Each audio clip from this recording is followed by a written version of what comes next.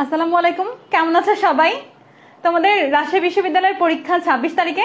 তো আজকে ভাবলাম একটা রসায়নের ক্লাস নেওয়া দরকার তোমাদের। তো ওভারঅল সব চ্যাপ্টার মিলিয়ে আমি অনেকগুলো কোশ্চেন নিয়ে আসছি তোমাদের সলভ করে দেওয়ার জন্য আজকে। এখানে অনেকগুলো বেসিক আছে, অনেক ম্যাথও আছে, সবকিছু মিলিয়ে আজকের এই ক্লাস থেকে হয়তোবা তোমরা কিছু কোশ্চেন কমন পেয়ে যাবে ইনশাল্লাহ। কিছু না, অনেকগুলো কোশ্চেনই কমন পাওয়ার সম্ভাবনা আছে। ব্যাখ্যাগুলো একটু ভালো করে মনোযোগ দিয়ে শোনো ক্লাস করার সময়, আর আমার সাথে সাথে একটু রেসপন্স করার ট্রাই করো, যাতে ক্লাসের পড়াটা ক্লাসেই রেডি হয়ে যায়। সবাই দ্রুত জয়েন করো, আর যারা ফ্রেন্ডরা ক্লাস করে তাদেরকে মেনশন করো।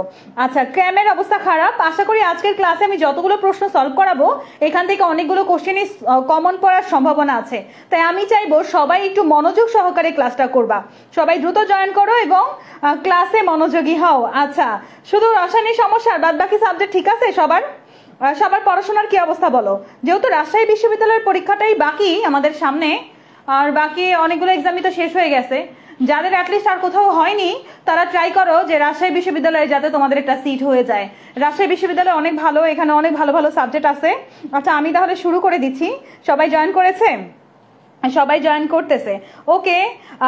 অর্গানিক কেমিস্ট্রি পারো না ইমন? অর্গানিকের আজকে অনেকগুলো কোশ্চেন থাকবে, অর্গানিকের কোশ্চেনগুলো ট্রাই করবো আমি তোমাদের সলভ করাই দিতে। তোমরা অর্গানিকের ক্লাসে একটু মনোযোগ সহকারে কইরো, ঠিক আছে?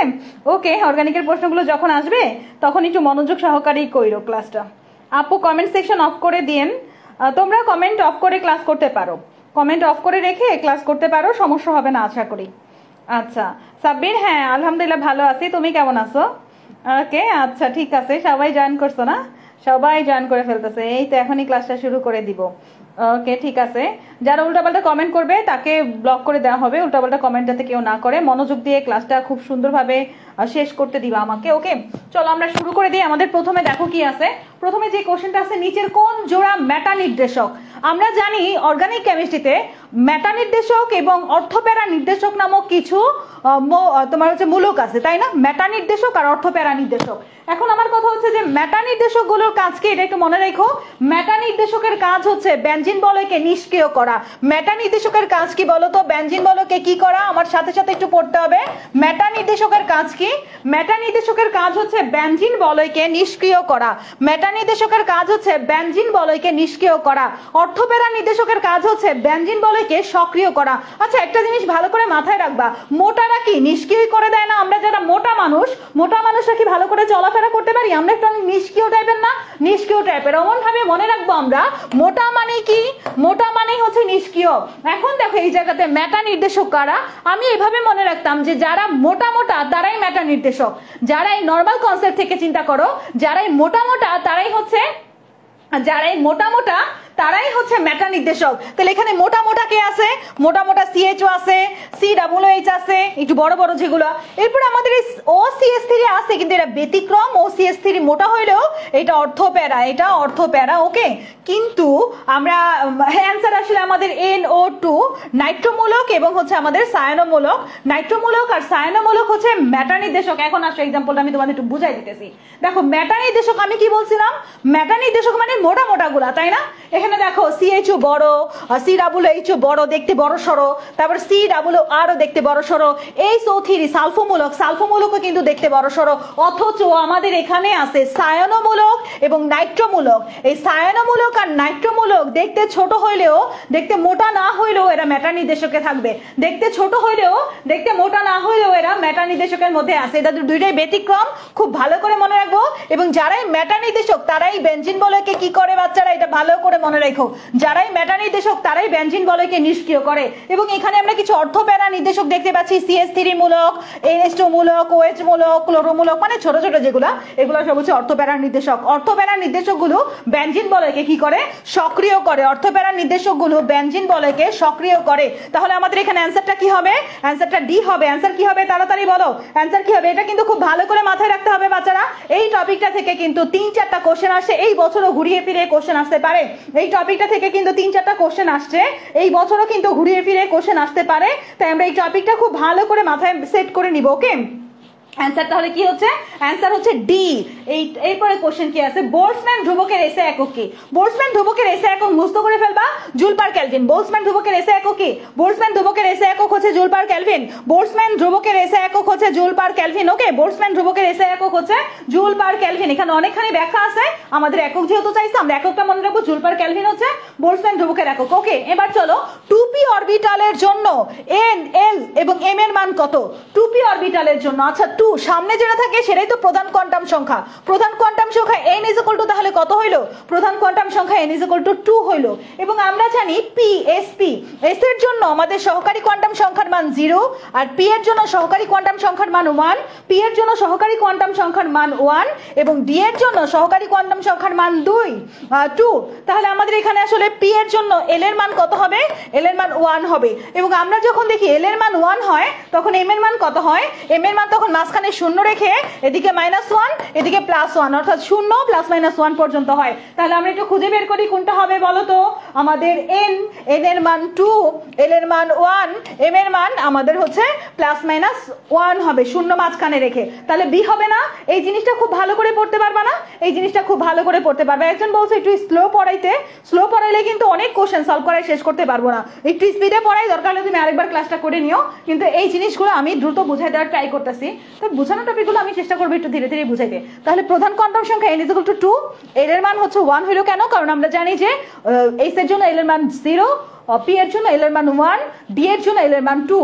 তাহলে আমাদের এখানে যেহেতু p আছে, p এর জন্য 1, আর যখনই l এর মান 1 হয় l এর মানের উপরে m এর মান নির্ভর করে। l এর মানের উপরে কি নির্ভর করে? l এর মানের উপরে m এর মান নির্ভর করে। l এর মান যেহেতু 1 আসছে তাহলে m এর মান কত হবে? m এর মান হবে +1 -1 মাঝখানে 0। যদি কখনো দেখো l এর মান 2 আসছে তাহলে মাঝখানে 0 রেখে এদিকে 2 পর্যন্ত যাবা, মাইনাস পর্যন্ত, এদিকে প্লাসও 2 পর্যন্ত যাবা। আশা করি এই জিনিসগুলো তোমরা পারো, এটা নিয়ে আমাদের আর কোনো সমস্যাই হবে না। এরপর দেখো 20% সোডিয়াম হাইড্রোক্সাইড দ্রবণের মোলারিটি কত? প্রশ্নটা কি বলছে বাচ্চারা? 20% সোডিয়াম হাইড্রোক্সাইড দ্রবণের মোলারিটি কত? আচ্ছা আমাদের একটা সূত্র কি সবার মাথায় আছে না?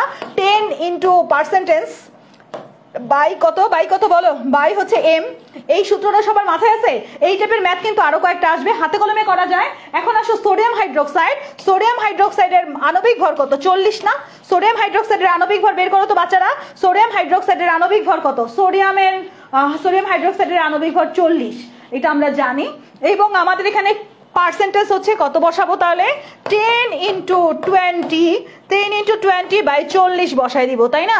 তাহলে আমাদের এখানে আসে কত? কাটাকাটি করলে 2 কাটলে এখানে কত হয়? 5। অ্যান্সার কত হবে? অ্যান্সার হবে 5। দ্রুত বলো অ্যান্সারটা কত হবে? অ্যান্সারটা কত হবে? দ্রুত বলো তো, দ্রুত বলো এখানের অ্যান্সারটা কত হবে? এখানের অ্যান্সারটা কিন্তু আমাদের ডি হবে। আশা করি এই টাইপের যত ম্যাথ আসবে সব ম্যাথই কি আমরা পারবো না? আশা করি এই টাইপের যত ম্যাথ আসবে সব ম্যাথই কিন্তু আমরা সলভ করতে পারবো। তো এইটা অনেক ইজি একটা ম্যাথ গেল, এখান থেকে আমরা এই টাইপের ম্যাথ আশা করি পারবা সবাই। এরপর দেখো কোন গ্যাসের ব্যাপন হার সবচেয়ে বেশি? ব্যাপন হারের সাথে মোলার ভরের একটা সম্পর্ক আছে, সবাই জানি আমরা। ব্যাপন হারের সাথে মোলার ভরের সম্পর্কটা কি? বর্গমূলের ব্যস্তানুপাত, তাই না? ব্যাপন হারের সাথে মোলার ভরের সম্পর্কটা কি?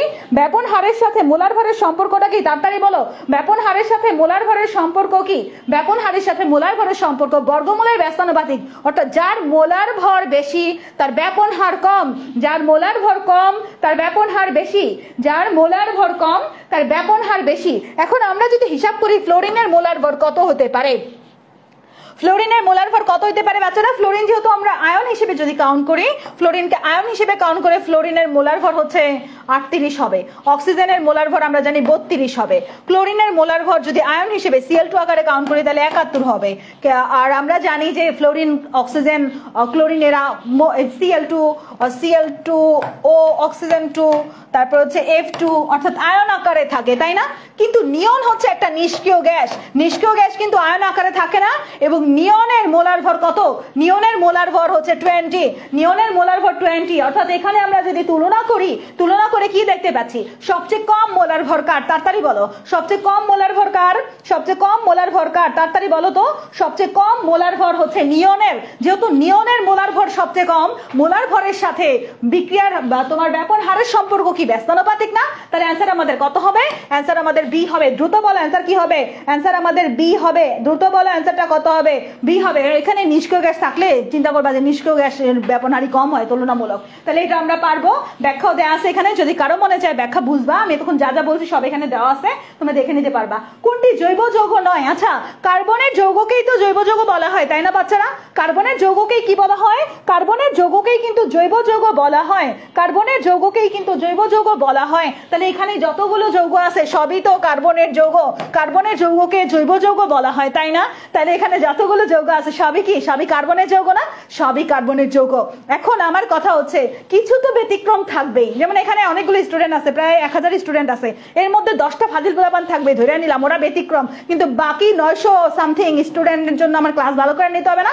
ভালো করে নিতে হবে। এবার দেখো এই জায়গাতে কার্বন টেট্রাক্লোরাইড জৈব যৌগ, এটাও জৈব যৌগ, এটাও জৈব যৌগ, কিন্তু এই হাইড্রোজেন সায়ানাইড, এই সায়ানোমূলকটা, এই সায়ানোমূলকটা আসলে জৈব যৌগের মধ্যে পড়ে না। পটাশিয়াম সায়ানাইড হোক, হাইড্রোজেন সায়ানাইড হোক, আর যাই হোক, এটা কিন্তু জৈব যৌগ না। তাহলে অপশনে এখন হাইড্রোজেন সায়ানাইড আছে, কিন্তু অপশনে যদি পটাশিয়াম সায়ানাইড থাকতো তাহলেও কিন্তু সেটা জৈব যৌগ হইতো না, অর্থাৎ সায়ানোমূলক থাকলে জৈব যৌগ হয় না। ঠিক আছে বাচ্চারা? সায়ানোমূলকের মধ্যে কার্বন থাকলেও সেটা জৈব যৌগ না, সায়ানোমূলকের মধ্যে কার্বন থাকলেও সেটা জৈব যৌগ না। এই যে একজন আমাদের সোহা ম্যাডাম বলছে কার্বন টেট্রাক্লোরাইড, মাথার মধ্যে একটা বাড়ি লাগাই দিব, কার্বন টেট্রাক্লোরাইড জৈব যৌগ, হাইড্রোজেন সায়ানাইড জৈব যৌগ না, হাইড্রোজেন সায়ানাইড জৈব যৌগ না। তাহলে অ্যান্সার কি হবে তাড়াতাড়ি বলো তো? হাইড্রোজেন সায়ানাইড হবে না অ্যান্সার? হাইড্রোজেন সায়ানাইড হবে অ্যান্সার। ওকে, তারপর এবার আসো বেনজিন বলয়কে সক্রিয়কারী গ্রুপ কোনটা? বেনজিন বলয়কে সক্রিয়কারী গ্রুপ কোনটা বাচ্চারা? বেনজিন বলয়কে সক্রিয়কারী কোনটা? একটু আগে পড়াইছিলাম, অর্থপ্যারা হইলেই সক্রিয় আর মেটা হইলে নিষ্ক্রিয়। তাহলে এখানে আমাদের খুঁজে বের করতে হবে অর্থপ্যারা নির্দেশক কোনটা। অর্থপ্যারা হইলেই সক্রিয়, মেটা হইলেই নিষ্ক্রিয়। এখানে খুঁজে বের করতে হবে আমাদের অর্থপ্যারা নির্দেশক কোনটা। এখানে খুঁজে বের করতে হবে আমাদের অর্থপ্যারা নির্দেশক কোনটা। তাড়াতাড়ি বলো তো এই জায়গাতে অর্থপ্যারা নির্দেশক কোনটা? অর্থপ্যারা নির্দেশক কোনটা? আমাদের এটাও মেটা নির্দেশক, এটাও মেটা নির্দেশক, এটাও মেটা নির্দেশক, কিন্তু অর্থপ্যারা নির্দেশক যেটা সেটাই হচ্ছে আমাদের বেনজিন বলয়কে সক্রিয় করবে। অর্থপ্যারা নির্দেশক যেটা সেটাই আমাদের বেনজিন বলয়কে সক্রিয় করবে। অর্থপ্যারা নির্দেশক যেটা সেটাই আমাদের বেনজিন বলয়কে কি করবে? অর্থপ্যারা নির্দেশক যেটা সেটাই আমাদের বেনজিন বলয়কে সক্রিয় করবে। আশা করি অ্যান্সারটা সি বুঝতে পারছি আমরা সবাই, বুঝতে পারছি না? এই যে এখানে দেখো এক্সাম্পল দেওয়া আছে, এগুলো সব হচ্ছে অর্থপ্যারা নির্দেশক, আর যারাই অর্থপ্যারা নির্দেশক তারাই বেনজিন বলয়কে সক্রিয় করে। যারাই অর্থপ্যারা নির্দেশক তারাই বেনজিন বলয়কে কি করে? যারাই অর্থপ্যারা নির্দেশক তারাই বেনজিন বলয়কে সক্রিয় করে। যারাই অর্থপ্যারা নির্দেশক তারাই বেনজিন বলয়কে, যারাই অর্থপ্যারা নির্দেশক তারাই বেনজিন বলয়কে সক্রিয় করে। ওকে, ঠিক আছে। আচ্ছা, ওকে, আমরা সব চ্যাপ্টার মিলাই করাচ্ছি, যেহেতু তোমাদের এক্সামটাও এভাবেই থাকবে, এক্সামেও বিভিন্ন চ্যাপ্টার থেকে কোশ্চেন আসবে, এক্সাম যেহেতু সামনে ওইভাবেই কোশ্চেনগুলো আমরা নিয়ে আসছি, যেগুলো ইম্পর্টেন্ট সবগুলোই আছে, একটু ধৈর্য ধরে ক্লাস করতে হবে। সোডিয়াম ক্লোরাইডের বৈশিষ্ট্য কোনটা? সোডিয়াম ক্লোরাইডের বৈশিষ্ট্য, সোডিয়াম ক্লোরাইড একটা আয়নিক যৌগ না বাচ্চারা? সোডিয়াম ক্লোরাইড কি একটা আয়নিক যৌগ না? সোডিয়াম ক্লোরাইড কিন্তু একটা আয়নিক যৌগ, সোডিয়াম ক্লোরাইড একটা আয়নিক যৌগ। তাহলে আয়নিক যৌগ পোলার দ্রাবকে দ্রবীভূত হবে না? অবশ্যই হবে। আয়নিক যৌগ মানেই তো পোলারিটি আছে, তাহলে পোলার দ্রাবকে দ্রবীভূত হবে। তাহলে এই দ্রবীভূত হয় না কথাটা মিথ্যা। জলীয় দ্রবণে ও গলিত অবস্থায় বিদ্যুৎ পরিবহন করে না, এটাও মিথ্যা। আয়নিক যৌগরা জলীয় দ্রবণে ও গলিত অবস্থায় বিদ্যুৎ পরিবহন করে, আয়নিক যৌবনে ও জলীয় অবস্থায় বিদ্যুৎ পরিবহন করে, এটাও মিথ্যা। ঠিক আছে, এরপরে দেখো গলনাঙ্ক স্ফুটনাঙ্ক উচ্চ, হ্যাঁ এটা হতে পারে গলনাঙ্ক স্ফুটনাঙ্ক উচ্চ। আমরা জানি গলনাঙ্ক হচ্ছে 801 ডিগ্রি সেলসিয়াস, স্ফুটনাঙ্ক 1413 ডিগ্রি সেলসিয়াস।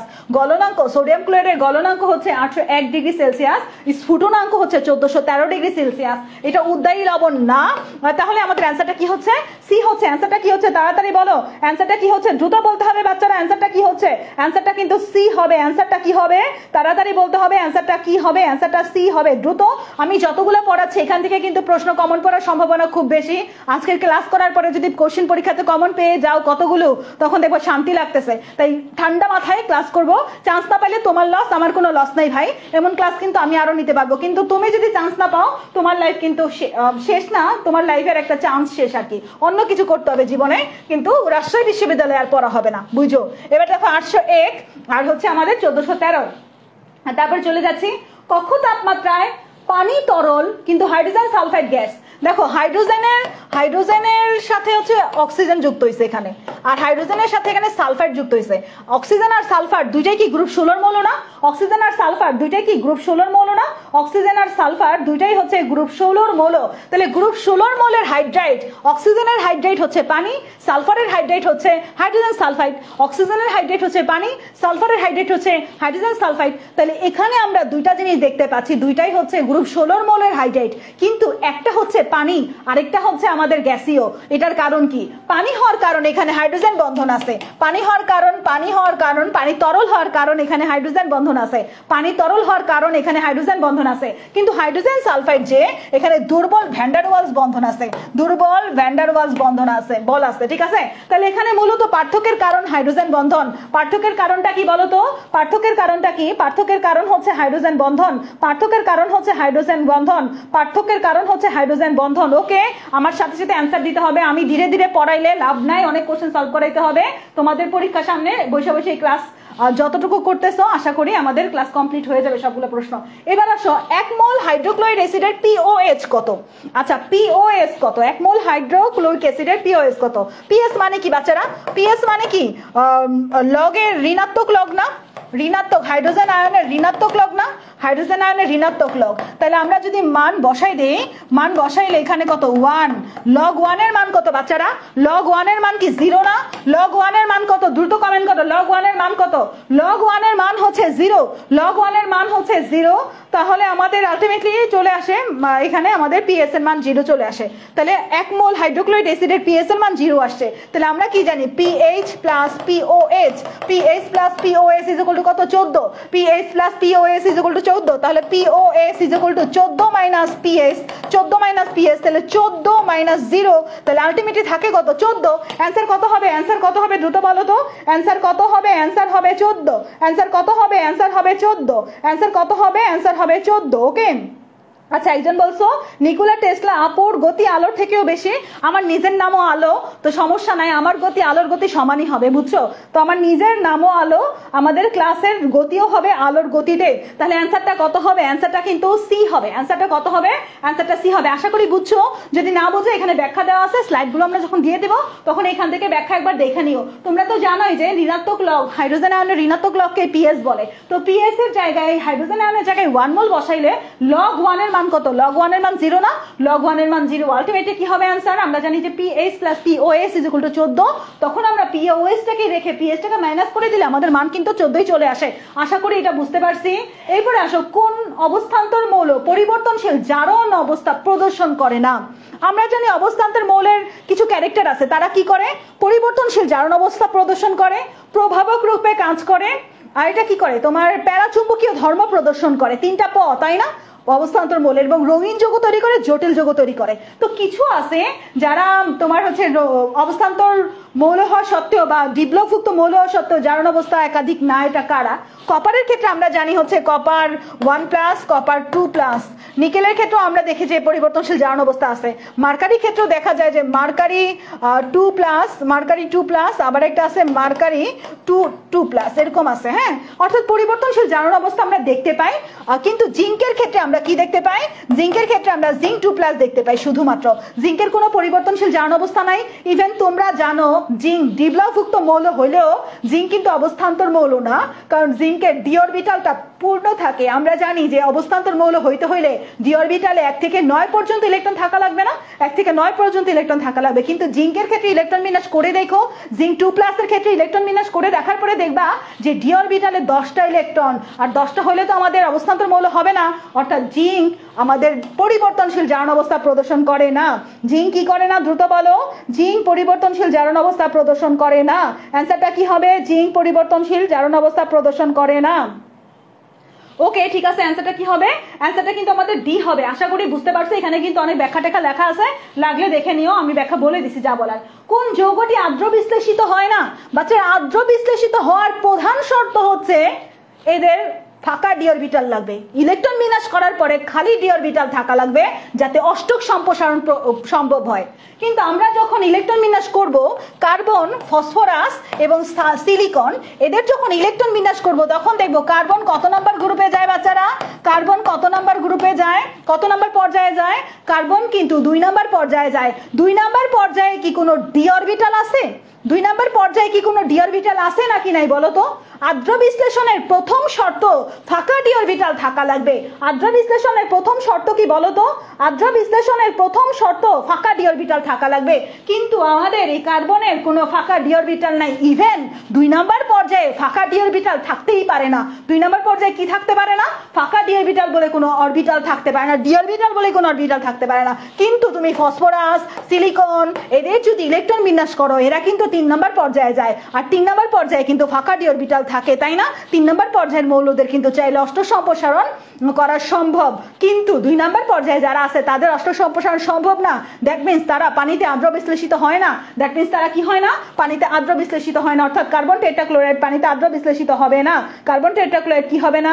কার্বন টেট্রাক্লোরাইড পানিতে আদ্র বিশ্লেষিত হবে না। কার্বন টেট্রাক্লোরাইড পানিতে আদ্র বিশ্লেষিত হবে না। আশা করি এটা বুঝতে পারছি আমরা। এখানে ব্যাখ্যা দেওয়া আছে। অ্যালুমিনিয়াম 3+ আয়নের ইলেকট্রন বিন্যাস, আচ্ছা ইলেকট্রন বিন্যাস কোনটা সেটা চাইছে। অ্যালুমিনিয়াম 3+, এমনিতে অ্যালুমিনিয়ামের পারমাণবিক সংখ্যা 13, এমনিতেই পারমাণবিক সংখ্যা 13 হইলে কি হইতো? 1s2, 2s2, 2p6, 3s2, কত হইলো আমাদের? 4 6 10 10 12 আর হচ্ছে 3p1 হইতো। কিন্তু যখন নাকি অ্যালুমিনিয়াম 3+ হয়ে যায় তখন কিন্তু এই 13 থেকে কত হয়ে যায়? 10 হয়ে যায়, তাই না? 10 হয়ে গেলে আমাদের এই লাস্টের এই দুইটা থাকবে না। 10 হয়ে গেলে এই দুটো চলে যাবে, থাকবে কত? 1s2, 2s2, 2p6, 1s2, 2s2, 2p6 খুঁজে বের করো। 1s2, 2s2, 2p6 आंसर কত হবে? আমাদের 13 এর आंसर কত হবে? আমাদের 13 এর आंसर কত হবে? আমাদের 13 এর आंसर হবে 1s2, 2s2, 2p6। ফাইজলামি করবা না একদমই। ফাইজলামি যেগুলো করবা ওগুলো চান্স হবে না, একদম বলে দিলাম। ফাইজলামি করবা কোনো জীবনে কোথাও চান্স পাবা না। পড়াশোনা যারা করতে আসে তারা ফাইজলামি করে না, আর যারা ফাইজলামি করে তাদের কখনো কোথাও চান্স হয় না। সারা জীবন ফাইজলামি করে যেতে হবে, ভালো কিছু জীবনে অর্জন হবে না, মনে রেখো। আমরা কিন্তু জীবন নিয়ে অনেক সিরিয়াস, আমরা জীবন নিয়ে অনেক সিরিয়াস, তোমরাও সিরিয়াস হও, ঠিক আছে? তাহলে আমাদের অ্যানসারটা কি হবে? অ্যানসারটা কিন্তু এ হবে, অ্যানসারটা এ হবে। তাহলে ইলেকট্রন বিন্যাস তো দেখলাই, যদি 13 হইতো তাহলে ইলেকট্রন বিন্যাসটা এরকম হইতো। কিন্তু যখন অ্যালুমিনিয়াম 3+ মানে 3টা ইলেকট্রন গেছে গা, 3টা ইলেকট্রন যদি চলে যায় থাকে কত? থাকে 10, তাই না? আমাদের এখানে কয়টা? এখানেও কিন্তু 10, তাই না? আশা করি এটা বুঝতে পারছি। অ্যানসার কত হবে? অ্যানসার আমাদের 1 নম্বরটা হবে। বেনজিন চক্রে নাইট্রোমূলক থাকলে কোন কার্বনে ইলেকট্রন ঘনত্ব বেশি থাকে? নাইট্রোমূলক যেন কোন নির্দেশক বাচ্চারা? নাইট্রোমূলক যেই নির্দেশক সেই জায়গায় কার্বন সংখ্যা, কার্বন ইলেকট্রন ঘনত্ব বেশি থাকবে। নাইট্রোমূলক যেই নির্দেশক সেই নির্দেশকে ইলেকট্রন ঘনত্ব বেশি থাকবে। তাহলে নাইট্রোমূলক কোন নির্দেশক? নাইট্রোমূলক যেই নির্দেশক সেই নির্দেশকে আমাদের ইলেকট্রন ঘনত্ব বেশি থাকবে। তাহলে নাইট্রোমূলক কি মেটা নির্দেশক না? নাইট্রোমূলক কিন্তু মেটা নির্দেশক, নাইট্রোমূলক কিন্তু মেটা নির্দেশক। তাহলে ইলেকট্রন ঘনত্ব কোন জায়গায় বেশি থাকবে? নাইট্রোমূলক মেটা নির্দেশক, তাহলে ইলেকট্রন ঘনত্ব কোন জায়গায় বেশি থাকবে? নাইট্রোমূলক মেটা নির্দেশক, তাই ইলেকট্রন ঘনত্ব মেটা জায়গাতে বেশি থাকবে। নাইট্রোমূলক মেটা নির্দেশক, তাই ইলেকট্রন ঘনত্বটা মেটা জায়গাতে বেশি থাকবে। বলো তাড়াতাড়ি, নাইট্রোমূলক কোন নির্দেশক? নাইট্রোমূলক মেটা নির্দেশক, তাই ইলেকট্রন ঘনত্ব কোথায় বেশি থাকবে? নাইট্রোমূলক মেটা নির্দেশক, তাই ইলেকট্রন ঘনত্ব মেটা জায়গাতে বেশি থাকবে। তাহলে আমাদের অ্যানসারটা কি হবে? অ্যানসারটা কিন্তু সি হবে। যেখানে বলা আছে একটু একবার দেখে নিতে পারো যে আমাদের নরমালি নাইট্রোমূলক হচ্ছে বেনজিন বলয়কে নিষ্ক্রিয় করে, তারা ইলেকট্রনকে টেনে নেয়, বুঝছো? টেনে নিয়ে বেনজিন বলয়কে নিষ্ক্রিয় করে দেয় এবং তারা অর্থার প্যারা অবস্থান থেকে ইলেকট্রনগুলোকে টেনে নেয়। দেখো, অর্থার প্যারা অবস্থানে ইলেকট্রন ঘনত্ব হ্রাস করে, কিন্তু মেটা অবস্থানে তুলনামূলক ইলেকট্রন ঘনত্ব বেশি থাকে। অর্থাৎ ইলেকট্রন ঘনত্বটা কোথায় বেশি থাকে? মেটামূলকে মেটা অবস্থানে বেশি থাকে। আর মেটা নির্দেশক কারা? মোটা মোটাগুলা মেটা নির্দেশক, তবে নাইট্রোমূলক আর সায়ানোমূলক এখানে থাকে, ঠিক আছে? এগুলো আমি তোমাদের কয়েকবারই পড়াইলাম, তার মানে বুঝতেই পারতেছো এই মেটা নির্দেশক, অর্থপ্যারা নির্দেশক এগুলো কিন্তু খুবই ইম্পর্টেন্ট। ঘুরাই পেঁচায় কিন্তু এখান থেকে দারুণ দারুণ কোশ্চেন হবে। ওকে, তারপর চলে যাও। অ্যাসিডের তীব্রতা নিচের কোনটির উপর নির্ভরশীল নয়? অ্যাসিডের তীব্রতা বিয়োজন ধ্রুবকের উপর নির্ভরশীল। বিয়োজন ধ্রুবকের মান যত বেশি অ্যাসিডের তীব্রতা তত বেশি। বিয়োজন ধ্রুবকের মান যত বেশি, অর্থাৎ কে এর মান যত বেশি অ্যাসিডের তীব্রতা তত বেশি। কে এর মান যত বেশি অ্যাসিডের তীব্রতা তত বেশি। দ্যাট মিনস কে এর মানের সাথে বিয়োজন ধ্রুবকের মানের সাথে অ্যাসিডের তীব্রতা সম্পর্ক সমানুপাতিক। তাহলে এটার উপর নির্ভর করে। কেন্দ্রীয় পরমাণুর জারণ মানের উপরও অ্যাসিডের তীব্রতা নির্ভর করে। কেন্দ্রীয় পরমাণুর আকারের উপরে নির্ভর করে। আকার যদি ছোট হয় হয় তাহলে অ্যাসিড বেশি তীব্র হয়, আকার যদি ছোট হয় তাহলে অ্যাসিড বেশি তীব্র হয়। কিন্তু অণুতে উপস্থিত হাইড্রোজেন পরমাণুর সংখ্যার উপর নির্ভর করে না, অণুতে উপস্থিত হাইড্রোজেন পরমাণুর সংখ্যার উপর নির্ভর করে না, অণুতে উপস্থিত হাইড্রোজেন পরমাণুর সংখ্যার উপর নির্ভর করে না। তাহলে অ্যান্সারটা কি হবে?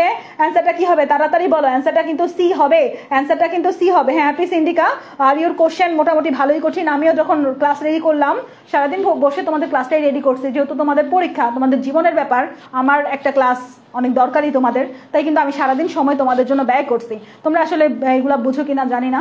যাই হোক, এখন কথা হচ্ছে কোশ্চেন মোটামুটি হার্ড আসে, আর ইউতে দেখছি আমি কেমিস্ট্রি কোশ্চেন মোটামুটি ভালোই একটু কঠিন আসে, তাই সিরিয়াস হও। বিয়োজন মাত্র তো বলছি, কে এর মান যত বেশি অ্যাসিডের তীব্রতা তত বেশি। কেন্দ্রীয় পরমাণুর জারণ মান আমরা দেখতে পাচ্ছি, কেন্দ্রীয় পরমাণুর জারণ মান যার বেশি তার তীব্রতা তত বেশি। কেন্দ্রীয় পরমাণুর জারণ মান যার যত বেশি তার তীব্রতা তত বেশি। কেন্দ্রীয় পরমাণুর জারণ মান যার যত বেশি তার তীব্রতা তত বেশি। এবং কেন্দ্রীয় পরমাণুর আকার বলেছিলাম, যার আকার ছোট তার তীব্রতা বেশি। দেখো নাইট্রোজেন আর ক্লোরিনের মধ্যে কার আকার ছোট? অবশ্যই নাইট্রোজেনের আকার ছোট, তাই আমাদের এই নাইট্রিক অ্যাসিডটা কিন্তু ক্লোরিক অ্যাসিডের চাইতে বেশি তীব্র। দ্রাবকের প্রকৃতির উপর নির্ভর করে, তাহলে আমাদের অ্যান্সারটা কিন্তু সি হয়েছে। এই ব্যাখ্যাগুলো কিন্তু আমাদের জানা দরকার। ডি অরবিটালের জন্য নিচের কোন তথ্যটি সঠিক নয়? ডি অরবিটালের জন্য আমরা জানি যে ডি এর জন্য এল এর মান 2, এটা জানি। আর এল এর মান 2 হইলে এম এর মান কিন্তু -2 + 2 পর্যন্ত থাকে, এটাও জানি। সর্বোচ্চ ইলেকট্রন ধারণ ক্ষমতা ডি অরবিটালে কত? এস অরবিটালে সর্বোচ্চ ইলেকট্রন ধারণ ক্ষমতা 2, পি অরবিটালে সর্বোচ্চ ইলেকট্রন ধারণ ক্ষমতা 6, ডি অরবিটালে সর্বোচ্চ ইলেকট্রন ধারণ ক্ষমতা 10। ডি অরবিটালে সর্বোচ্চ ইলেকট্রন ধারণ ক্ষমতা 10, কিন্তু ডি অরবিটালে অরবিটাল সংখ্যা 10টা না, ডি অরবিটালে অরবিটাল সংখ্যা কিন্তু 5টা। ডি অরবিটালে অরবিটাল সংখ্যা কিন্তু 5টা। D X Y, D Y Z, D Z X, D X square minus Y square, D Z square, তাই না? আমাদের ডি অরবিটালের অরবিটাল সংখ্যা কয়টা বাচ্চারা? ডি অরবিটালের অরবিটাল সংখ্যা কিন্তু 5টা। ডি অরবিটালের অরবিটাল সংখ্যা 10টা না, ডি অরবিটালের অরবিটাল সংখ্যা 5টা। কোন কোন অরবিটাল এটা একবার পড়ে নিও, এটা দরকার আছে, একটু পরে আমাদের লাগবে। ডি অরবিটালের অরবিটাল সংখ্যা কিন্তু আমাদের 5টা। 5টাতে সর্বোচ্চ ইলেকট্রন ধারণ কয়টা হতে পারে? 5টাতে সর্বোচ্চ ইলেকট্রন কিন্তু 10টা থাকতে পারে। এটা একটু মাথায় রাখো আমাদের, এগুলো আমি বলছি, এখান থেকে আর কিছু লাগবে না। খাদ্য সংরক্ষণের জন্য ভিনেগার ব্যবহার করা হয়, ভিনেগার কাকে বলা হয়? 6 থেকে 10% ইথানোয়িক অ্যাসিডের জলীয় দ্রবণকে ভিনেগার বলে না বাচ্চারা? 6 থেকে 10% ইথানোয়িক অ্যাসিডের জলীয় দ্রবণকে ভিনেগার বলে। তোমাদের কাছে আমার প্রশ্ন, ফরমালিন কাকে বলে? 6 থেকে 10% ইথানোয়িক অ্যাসিডের জলীয় দ্রবণকে ভিনেগার বলে। 6 থেকে 10% ইথানোয়িক অ্যাসিডের জলীয় দ্রবণকে ভিনেগার বলে। 6 থেকে 10% ইথানোয়িক অ্যাসিডের জলীয় দ্রবণকে ভিনেগার বলে। তোমাদের কাছে আমার কোশ্চেন, ফরমালিন কাকে বলে? 40% কিসের দ্রবণকে ফরমালিন বলে? কমেন্ট করে জানাবা। ফরমালিন কাকে বলে? ফরমালিন কাকে বলে? আমাকে তাড়াতাড়ি বলো, ফরমালিন কাকে বলে? দ্রুত অ্যান্সার দিতে হবে। ফরমালিন কাকে বলে? ফরমালিন কাকে বলে? ওকে, ফর্মালডিহাইডের 40% জলীয় দ্রবণকে কিন্তু ফরমালিন বলে। তারপরে কি আছে প্রশ্ন আমরা একটু দেখি। 14 গ্রাম নাইট্রোজেন গ্যাসের জন্য নিচের কোনটি আদর্শ সমীকরণ? 14 গ্রাম নাইট্রোজেন গ্যাসের জন্য নিচের কোনটা আদর্শ সমীকরণ? একটা কোশ্চেন কিন্তু আসছে, দারুণ ম্যাথমেটিক্যাল টাইপের কোশ্চেন। 14 গ্রাম আদর্শ গ্যাসের জন্য নাইট্রিক অ্যাসিডের সমীকরণ চাইছে। আচ্ছা, আমরা তো জানি যে পিভি ইজ ইকুয়াল টু কি বলো তো? পিভি ইজ ইকুয়াল টু কিন্তু এনআরটি, তাই না? PV is equal to nRT. N মানে কি? W/m, RT। ওকে, এখানে W কত? W হচ্ছে 14। তাহলে নাইট্রোজেনের আণবিক ভর, নাইট্রোজেনের এম এর মান কত হয় বাচ্চারা বলো তো? নাইট্রোজেনের এম এর মান কত? নাইট্রোজেনের এম এর মান কিন্তু 28। নাইট্রোজেনের এম এর মান 28, তাহলে এখানে দেওয়া আছে 14 এবং RT। তাহলে আমরা যদি কাটাকাটি করি আমাদের কত আসে? নিচে আসে 2, অর্থাৎ 1/2 এবং RT। তাহলে আমরা আলটিমেটলি 1/2 RT, RT-টারে যদি উপরে উঠায় দাও, এখানে গুণ করে যদি RT-টারে উপরে উঠায় দাও, RT/2 হবে না? RT/2 হবে। অ্যান্সার কত হবে? PV is equal to RT/2। Answer কত হবে তাড়াতাড়ি বলো? PV is equal to RT/2, RT/2, PV is equal to RT/2। এটা অ্যান্সার কত হবে? PV is equal to RT/2। এই অঙ্কগুলো, ছোট ছোট অঙ্কগুলো হাতে কলমে করতে পারবা না পরীক্ষার হলে? আশা করি এই ছোট ছোট ম্যাথগুলো কিন্তু আমরা হাতে কলমে খুব সুন্দরভাবে করে ফেলতে পারবো। দারুণ করে কিন্তু আমি সলভগুলো দেখাই দিতেছি, তাই ভালো করে পড়তে হবে আমাদের, এটা কিন্তু আমি দেখাই দিছি। এরপর আমাদের নিচের কোন গ্যাসটি অপেক্ষাকৃত নিষ্ক্রিয়? আমরা নর্মালি জানি যে গ্রুপ 18 মৌলগুলো নিষ্ক্রিয়। হিলিয়াম, নিয়ন, আর্গন, ক্রিপ্টন, জেনন, রেডন, এরা হচ্ছে নিষ্ক্রিয়। কিন্তু এমন একটা মৌল আছে নিষ্ক্রিয় গ্যাসের পরে, তারে আমরা নিষ্ক্রিয় বলতে পারি। নিষ্ক্রিয় গ্যাসের পরে সবচেয়ে বেশি নিষ্ক্রিয়কে, নিষ্ক্রিয় গ্যাসের পরে সবচেয়ে বেশি নিষ্ক্রিয়কে, তাড়াতাড়ি বলো। নিষ্ক্রিয় গ্যাসের পরে সবচেয়ে বেশি নিষ্ক্রিয়কে? নিষ্ক্রিয় গ্যাসের পরে নাইট্রোজেনের ম্যাস হচ্ছে 14। 14 কিন্তু নাইট্রোজেন তো N2 আকারে থাকে, বুঝছো, অণু আকারে থাকে, এই জন্য 28। হ্যাঁ, যে অ্যান্সারটা দিছো যে অরূপ, এটা তোমার হচ্ছে 28 ধরতে হবে, তারপরে করতে হবে। আমি যেটা বলতেছিলাম, আমাদের নিষ্ক্রিয় গ্যাসের পরে সবচেয়ে বেশি নিষ্ক্রিয় হচ্ছে নাইট্রোজেন। নিষ্ক্রিয় গ্যাসের পরে সবচেয়ে বেশি নিষ্ক্রিয় হচ্ছে nitrogen. Nitrogen N triple bond N আকারে থাকে। এটারে ভাঙতে 945 কিলো জোল পার মোল শক্তি লাগে, 3000 ডিগ্রি সেলসিয়াস তাপমাত্রা লাগে। এটা ভাঙা এত সহজ না। ধরো তুমি কাউকে ভালোবাসো, তাহলে তুমি এক হাত দিয়ে ধরছো, এক হাত দিয়ে ধরার চাইতে তুমি যদি তাকে 2 হাত দিয়ে ধরো, তাহলে সেই বন্ধনটা আরো বেশি শক্তিশালী হবে না? সেই বন্ধনটা আরো বেশি শক্তিশালী হবে। কিন্তু তুমি তাকে এতই ভালোবাসো, তাকে তুমি 2 হাত দিয়ে তো ধরছোই, তাহলে যদি মনের একটা হাত দিয়ে ধরো, তাহলে সেটা কি আরো বেশি শক্তিশালী হবে না? তাহলে বাচ্চারা, কারো যদি ভালোবাসো জীবনে, তারে কিন্তু 3টা হাত দিয়ে ধরা লাগবে, 2টা নিজের হাত আর একটা মনের হাত, এই যে নাইট্রোজেনের মতো। তাহলে নাইট্রোজেন ট্রিপল বন্ড, এই বন্ডটা অনেক বেশি দৃঢ়। এটারে ভাঙতে শক্তির প্রয়োজন হচ্ছে 945 কিলো জোল পার মোল। এটারে ভাঙতে শক্তির প্রয়োজন কত? 945 কিলো জোল পার মোল। এবং তাপমাত্রা প্রায় তোমার হচ্ছে 3000 ডিগ্রি সেলসিয়াস তাপমাত্রা। এত শক্তি, এত তাপমাত্রা কেউ দিতেও পারবে না, তোমাদের বন্ধন কেউ ভাঙতেও পারবে না। তাই ভালোবাসলে 3টা হাত দিয়ে ধরবা। ভালোবাসলে কয়টা হাত দিয়ে ধরবা? নাইট্রোজেনের মতো 3টা হাত দিয়ে ধরবা, ঠিক আছে? তাহলে নিষ্ক্রিয় গ্যাসের পরে সবচেয়ে বেশি নিষ্ক্রিয় কে? নাইট্রোজেন। নিষ্ক্রিয় গ্যাসের পরে সবচেয়ে বেশি নিষ্ক্রিয় কে? নিষ্ক্রিয় গ্যাসের পরে সবচেয়ে বেশি নিষ্ক্রিয় হচ্ছে তোমার নাইট্রোজেন। ওকে, তারপরে চলে যাবো নিচের দিকে। আমাদের এখানে আমি সব ব্যাখ্যাটাকে বলে দিচ্ছি, আর কিছু দেখার দরকার নাই। কোন পরমাণু নিউক্লিয়াসে নিউট্রন নাই? আচ্ছা, নিউট্রন বের করার সূত্র কি বলো তো? নিউট্রন সংখ্যা ইজ ইকুয়াল টু ভর সংখ্যা মাইনাস প্রোটন সংখ্যা, তাই না? নিউট্রন সংখ্যা ইজ ইকুয়াল টু ভর সংখ্যা মাইনাস প্রোটন সংখ্যা। তাহলে এখানে আমাদের ভর সংখ্যা কত আছে? 2, আর প্রথমটাতে 2 - 1 ইজ ইকুয়াল টু 1। তাহলে প্রথমটাতে আছে, এটাতে আমাদের কত? 3 - 1 2, এটাতেও আছে, কিন্তু এটাতে নাই, সিতে নাই। সিতে 1 - 1 ইজ ইকুয়াল টু 0। নিউটন সংখ্যা আমাদের সিতে নাই, অর্থাৎ 20 এর অ্যান্সার কি হবে? 20 এর অ্যান্সার সি হবে। 20 এর অ্যান্সার কি হবে? তাড়াতাড়ি বলো। 20 এর অ্যান্সার কিন্তু সি হবে। জয়ার মাথার মধ্যে দিব একটা বাড়ি, জয়া একদম মাথার মধ্যে কিন্তু বাড়ি দিব। দেখো 20 এর অ্যান্সার কি হবে? 20 এর অ্যান্সার কিন্তু সি হবে। 20 এর অ্যান্সার কি হবে? 20 এর অ্যান্সার কিন্তু সি হবে। 20 এর অ্যান্সার বুঝাইতে পারছি আমি? নিউটন সংখ্যা ইজ ইকুয়াল টু ভর সংখ্যা মাইনাস প্রোটন সংখ্যা। নিউটন সংখ্যা ইজ ইকুয়াল টু ভর সংখ্যা মাইনাস প্রোটন সংখ্যা। নিউটন সংখ্যা ইজ ইকুয়াল টু ভর সংখ্যা মাইনাস প্রোটন সংখ্যা। সারা জীবন মনে রাখবা, ভর সংখ্যা থাকে মাথার উপরে, প্রোটন সংখ্যা থাকে নিচের দিকে। তাহলে আমরা যদি 2 - 1 করি তাহলে 1 হয়, 3 - 1 করি তাহলে 2 হয়, কিন্তু এখানে 1 - 1 করলে 0 হয়। তাহলে অ্যান্সারটা কি হবে? অ্যান্সারটা কিন্তু সি হবে। অ্যান্সারটা কিন্তু সি হবে। ওকে, নিচের কোনটি জ্যামিতিক সমানতা প্রদর্শন করে? জ্যামিতিক সমানতার একটা সিস্টেম আছে। জ্যামিতিক সমানতার সিস্টেমটা হচ্ছে এরকম, বুঝছো? কার্বন কার্বন এ সিস্টান সমানতা দেখায়, বুঝছো? সিস্টান সমান, এটা সিস সমানও, আবার এরকম হইতে পারে, এরকমও হইতে পারে, এরকমও হতে পারে, এরকমও হতে পারে। এটা হচ্ছে ট্রান্স, এটা হচ্ছে ট্রান্স। এখন সিস্টান্স সম্পর্ক যে দেখায় সেই জ্যামিতিক সমানতা দেখাবে। আমাদের সিস্টান্স সম্পর্ক মনে হয় 1 নাম্বারটা দেখাবে। আমরা কি নিয়েছি? Carbon carbon double bond. তো কার্বন কার্বন একটাতে হাইড্রোজেন আছে, একটাতে ক্লোরিন আছে। এখানে যদি আমি হাইড্রোজেন দিয়ে দেই, আর এখানে যদি আমি ক্লোরিন দিয়ে দেই, তারপর এটা তো হাইড্রোজেন আছে, হাইড্রোজেন দিয়ে দেই, তারপরটা যদি আমি ক্লোরিন দিয়ে দেই, আবার আমি কি করতে পারি? ওইখান থেকে এইখানে আমি ক্লোরিন দিয়ে দিতে পারি, এইখানে আমি ক্লোরিন দিয়ে দিতে পারি, এইখানে আমি হাইড্রোজেন দিয়ে দিতে পারি, এখানে আমি হাইড্রোজেন দিয়ে দিতে পারি। দ্যাট মিনস আমাদের জ্যামিতিক সমানতা প্রদর্শন করবে 1 নাম্বারটা। জ্যামিতিক সমানতা প্রদর্শন করবে কে? তাড়াতাড়ি বলো তো। জ্যামিতিক সমানতা প্রদর্শন করবে কিন্তু 1 নাম্বারটা। তাহলে 21 এর অ্যান্সারটা কি হবে? 21 এর অ্যান্সারটা এ হবে। 21 এর অ্যান্সারটা কি হবে? তাড়াতাড়ি বলো। 21 এর অ্যান্সার কিন্তু এ হবে। 21 এর অ্যান্সার এ হবে। ওকে, তারপরে দেখি কি আছে। এই যে এখানে দেওয়া আছে ব্যাখ্যা, স্লাইড দিলে বুঝে যাবে। এখানে অনেক সুন্দর করে স্লাইড মেক করাইছি। এগুলো সব কিন্তু তোমাদের সুমন ভাই আমাকে কালকে রাত 3টা বাজে বলছে ক্লাস নিতে হবে। তো 3টা বাজে বলার পরে আমি তখন জাগনাই ছিলাম, আমি তো রাতে জেগে থাকি নর্মালি। তো 3টা বাজে থেকে ক্লাস শুরু হয়েছে, টাইপ করা, স্লাইডে কনভার্ট করা, এগুলো ভুল ত্রুটি ধরে ঠিকঠাক করা, সবকিছু করে তারপর ক্লাসে আসা হয়েছে, বুঝছো? একটা ক্লাস কিন্তু নর্মাল একটা বিষয় না। ক্লাস নিতে হলে কষ্ট করতে হয়, তোমাদেরও পড়াশোনা করতে হলে কষ্টও করতে হবে। এবার দেখো, আয়নিক গুণফল কেআইপি, দ্রাব্যতা গুণফল কেএসপি। আয়নিক গুণফল কেআইপি, দ্রাব্যতা গুণফল কেএসপি। আমরা জানি আয়নিক গুণফল যদি দ্রাব্যতা গুণফলের চাইতে বেশি হয়, আয়নিক গুণফলের মান যদি দ্রাব্যতা গুণফলের চাইতে বেশি হয়, তাইলে অদক্ষেপ পড়বে। আয়নিক গুণফলের মান আইপি এর মান যদি এসপি এর চাইতে বেশি হয়, তাইলে কি হবে? তাইলে অদক্ষেপ পড়বে। ব্যাপারটা এরকম, সেলের ভালোবাসা যদি মেয়ের ভালোবাসার চাইতে বেশি হয়, তাইলে কি হবে? তাইলেই বিয়ে হবে। যদি সেলের ভালোবাসা মেয়ের ভালোবাসার চাইতে বেশি হয়, তাইলেই কিন্তু বিয়ে হবে, নাহলে কিন্তু বিয়ে সম্ভব না। একটা মেয়ে যদি একটা ছেলের পাগলের মতো ভালোবাসে, সেই ছেলে যদি ভালো না বাসে, তাহলে কিন্তু বিয়ে সম্ভব না, বুঝছো বাচ্চারা? ওরকমই কে আইপির মান যদি কে এসপির মানের চাইতে বেশি হয়, তাইলে কি হবে? তাইলেই অদক্ষেপ পড়বে।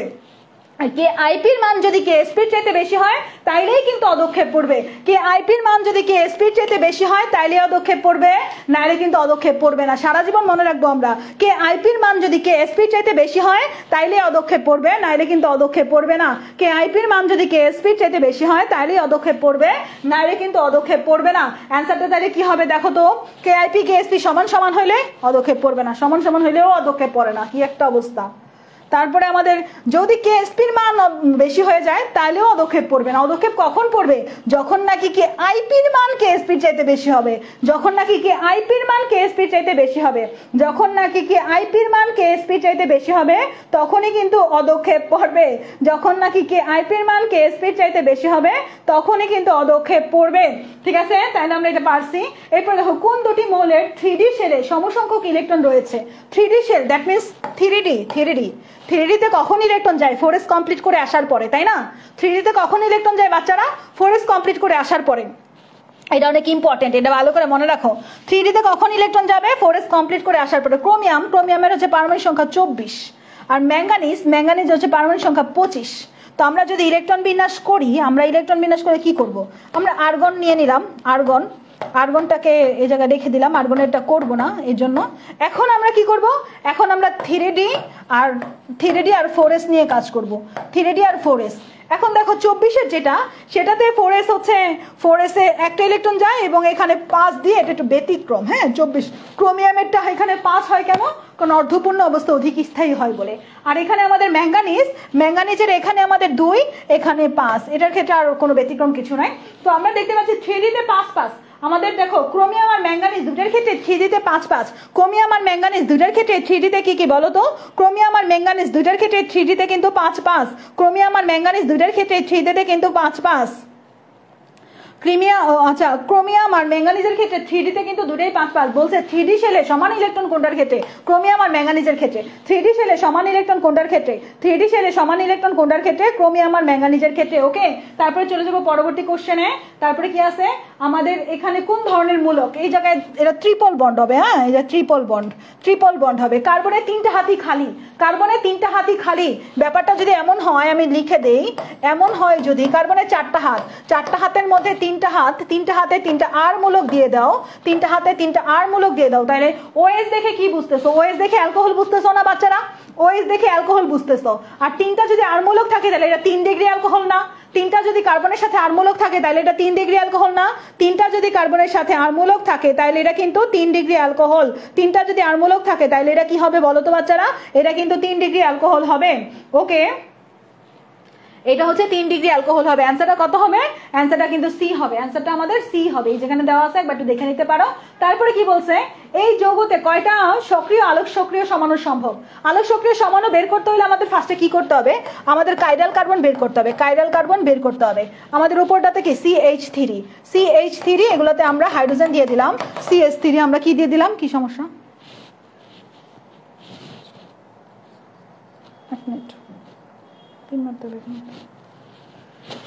আচ্ছা, এখানে আমরা কি দিয়ে দিব? আমরা এখানে দিয়ে দিব হচ্ছে হাইড্রোজেন দিয়ে দিব। আমরা ওখানে হাইড্রোজেন দিয়ে দিলাম। তারপরেরটাতে হচ্ছে আমাদের এইদিকে কি হবে? এইদিকে হচ্ছে ব্রোমিন হবে, এইদিকে হচ্ছে হাইড্রোজেন হবে। আর এইদিকে কি হবে? এইদিকে হচ্ছে ক্লোরিন হবে, এইদিকে হাইড্রোজেন হবে। আর এই জায়গাতেও তোমার H3 হবে, তাই না? তাহলে এখন দেখো আমাদের এখানে অসম্পৃক্ত কাইরাল কার্বন কয়টা আছে? দেখতে একই রকম না। এখানে আমাদের এই কার্বনের 4টা হাতে 4টা ভিন্ন জিনিস থাকলে তাকে আমরা কি বলি? 4টা হাতে 4টা ভিন্ন জিনিস থাকলে তাকে আমরা কি বলি? 4টা হাতে 4টা ভিন্ন জিনিস থাকলে তাকে আমরা কাইরাল কার্বন বলি। 4টা হাতে 4টা ভিন্ন জিনিস থাকলে তাকে আমরা কাইরাল কার্বন বলি। তাহলে এই কার্বনের 4টা হাতে এই জিনিস আছে, একটা হাতে এই জিনিস আছে, একটা হাতে এই জিনিস আছে, আরেকটা হাতে এই টোটাল জিনিসটা, তাই না? আবার এই কার্বনের ক্ষেত্রে কিন্তু 2টা কার্বনের সেম জিনিস নাই। যেহেতু 2টা কার্বনের সেম জিনিস নাই, তাহলে এটাকে কি বলা হয়? অসম্পৃক্ত হাইড্রোকার্বন বলা হয়। তাহলে এখানে অসম্পৃক্ত কাইরাল কার্বনের সংখ্যা কয়টা? অসম্পৃক্ত কাইরাল কার্বনের সংখ্যা হচ্ছে 2টা।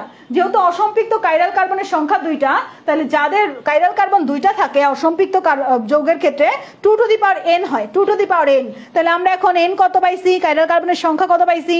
কাইরাল কার্বনের সংখ্যা 2 পাইছি। তাহলে n এ আমরা 2 বসাই দিব। তাহলে 2 দুগুণে কত? 2 দুগুণে 4। অ্যান্সার কত হবে? অ্যান্সার 4 হবে। অ্যান্সার কত হবে? তাড়াতাড়ি বলো, অ্যান্সার কত হবে? অ্যান্সার আমাদের 4 হবে। অ্যান্সার কত হবে? অ্যান্সার কিন্তু আমাদের 4 হবে। অ্যান্সার কত হবে? অ্যান্সার কিন্তু আমাদের 4 স্কোয়ার হবে, ঠিক আছে? যেখানে ব্যাখ্যা দেওয়া আছে খুব সুন্দরভাবে 2 টু দি পাওয়ার n, অর্থাৎ 2 স্কোয়ার হবে, অ্যান্সার আমাদের 4 হবে। 2 স্কোয়ার হবে, অ্যান্সার আমাদের কত হবে?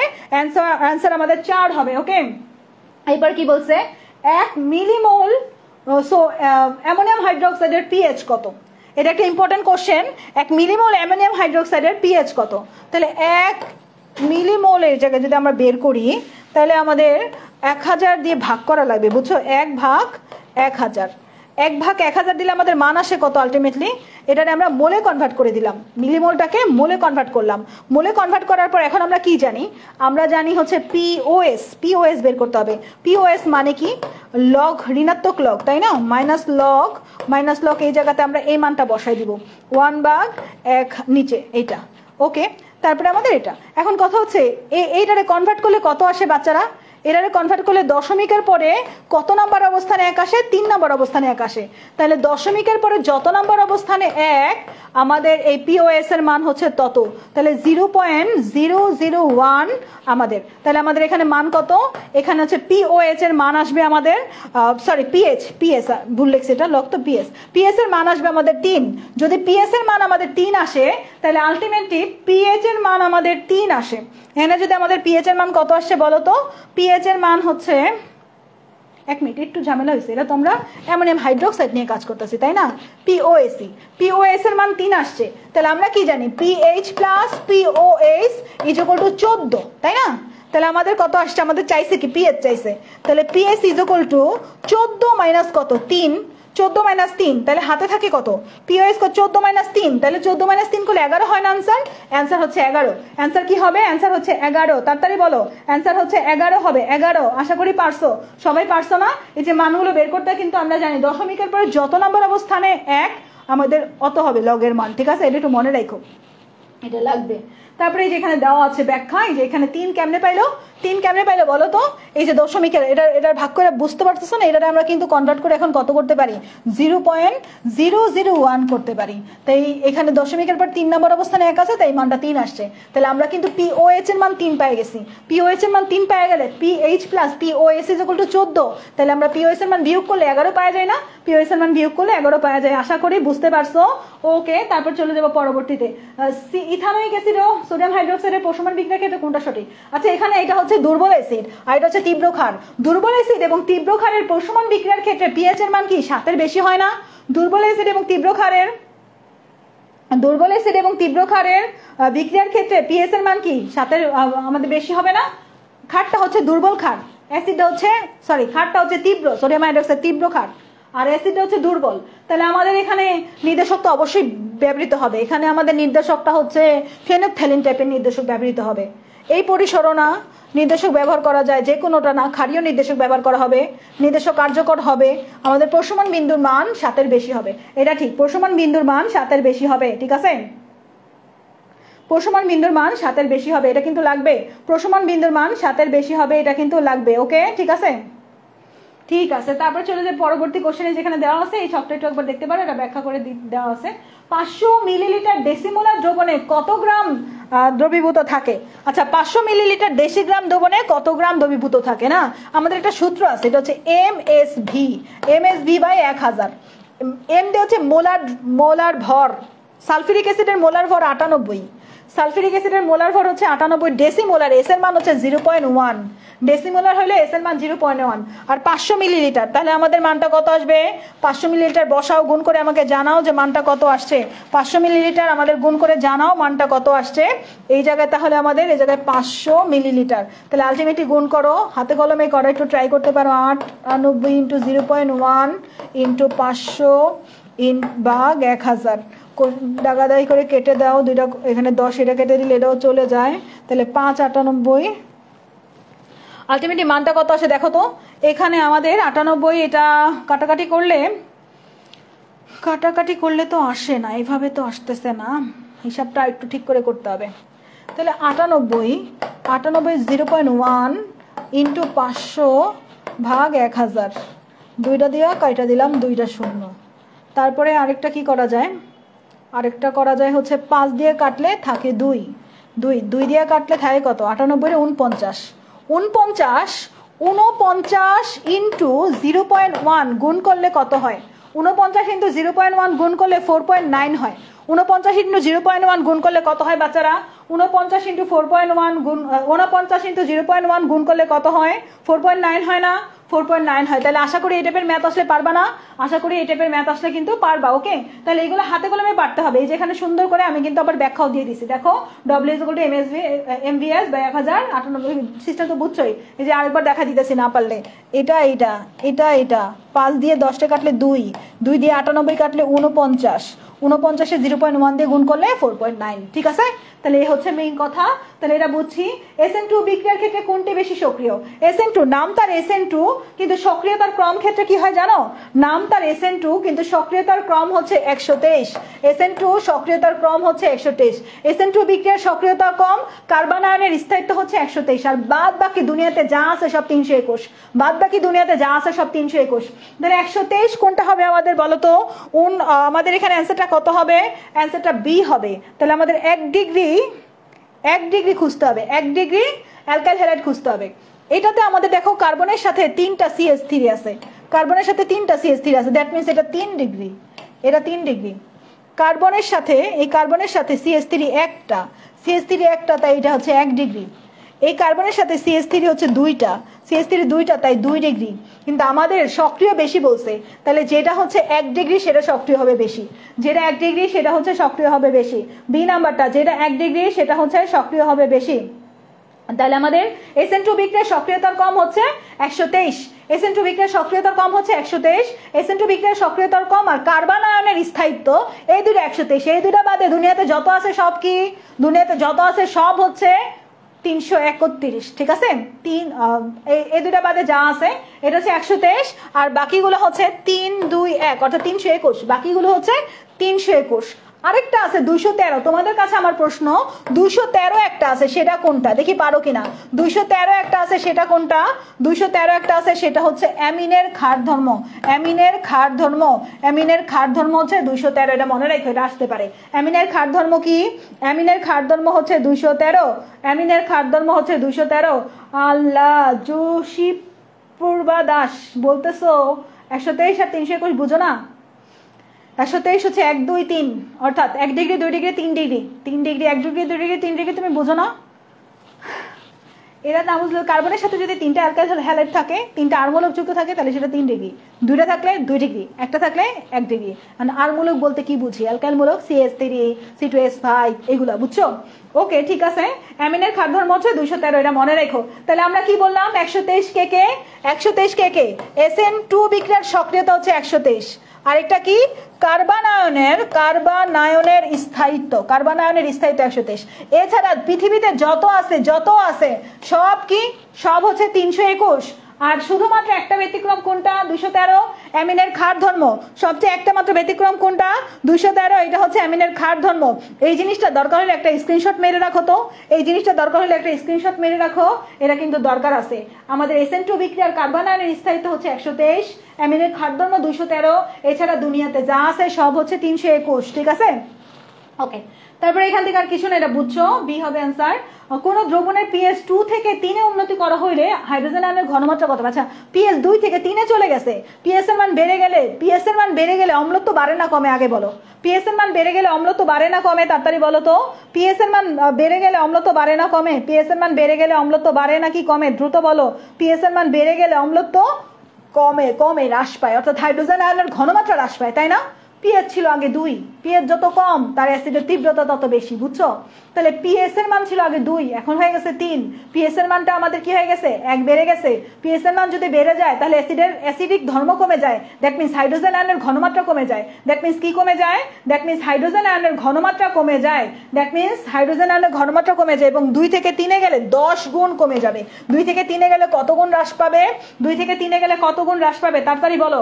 2 থেকে 3 এ গেলে কত গুণ হ্রাস পাবে? 2 থেকে 3 এ গেলে কিন্তু আমাদের হ্রাস পাবে কত গুণ? 2 থেকে 3 এ গেলে 10 গুণ হ্রাস পাবে। এই যেখানে দেখো হিসাব করা আছে, আমাদের আগে ছিল কত? আদিমান ছিল হচ্ছে 2, এখন কত হইছে? 3।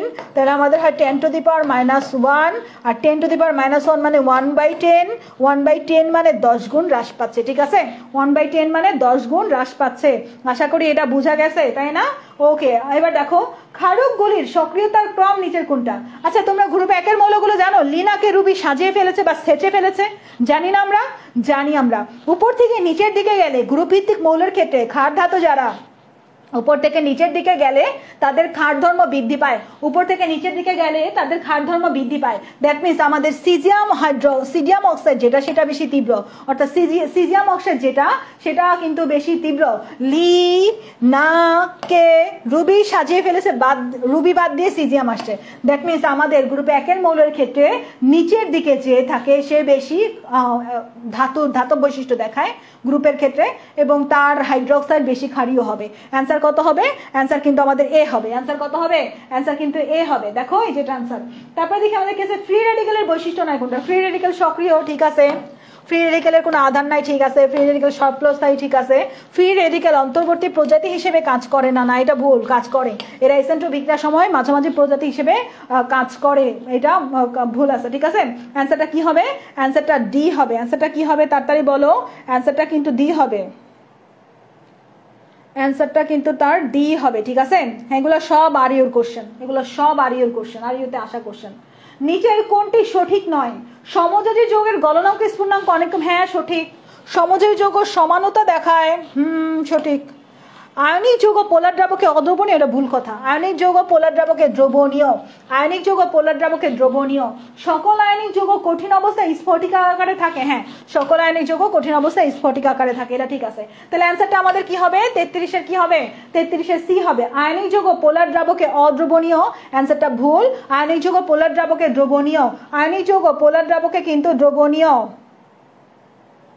আয়নিক যৌগ পোলার দ্রাবকে কিন্তু দ্রবণীয়, আয়নিক যৌগ পোলার দ্রাবকে কিন্তু দ্রবণীয়। Like dissolves like, like dissolves কি বলতো? লাইক কিন্তু লাইক ডিজলভস লাইক, ওকে। আমরা জানি যে আয়নিক যৌগ পোলার দ্রাবকে দ্রবণীয় হয়। এখান থেকে আর কিছু দেখবো না, এগুলো এক্সাম্পল দেখে নিও। বেঞ্জিন অণুতে সালফোনেশন কি ধরনের বিক্রিয়া? বেঞ্জিন অণুতে সালফোনেশন কি ধরনের বিক্রিয়া? বেঞ্জিন অণুতে সালফোনেশন কি ধরনের বিক্রিয়া? বেঞ্জিন অণুতে সালফোনেশন কি ধরনের বিক্রিয়া? এটা হচ্ছে ইলেকট্রোফিলিক প্রতিস্থাপন বিক্রিয়া। বেঞ্জিন বলয় কখনো আমাদের সংযোজন বিক্রিয়া দেয় না, ইলেকট্রোফিলিক প্রতিস্থাপন বিক্রিয়া দেয়। বেঞ্জিন বলয় ইলেকট্রোফিলিক প্রতিস্থাপন বিক্রিয়া দেয়, বেঞ্জিন বলয় কখনো সংযোজন বিক্রিয়া দেয় না, এবং নিউক্লিওফিলিক প্রতিস্থাপনও দেয় না। বেঞ্জিন বলয় সবসময় ইলেকট্রোফিলিক প্রতিস্থাপন দেয়। বেঞ্জিন বলয় সবসময় কি দেয়? বেঞ্জিন বলয় সবসময় ইলেকট্রোফিলিক, কি ডাবল শোনা যাচ্ছে? বেঞ্জিন বলয় সবসময় ইলেকট্রোফিলিক প্রতিস্থাপন বিক্রিয়া দেয়। বেঞ্জিন বলয় সবসময় ইলেকট্রোফিলিক প্রতিস্থাপন বিক্রিয়া দেয়।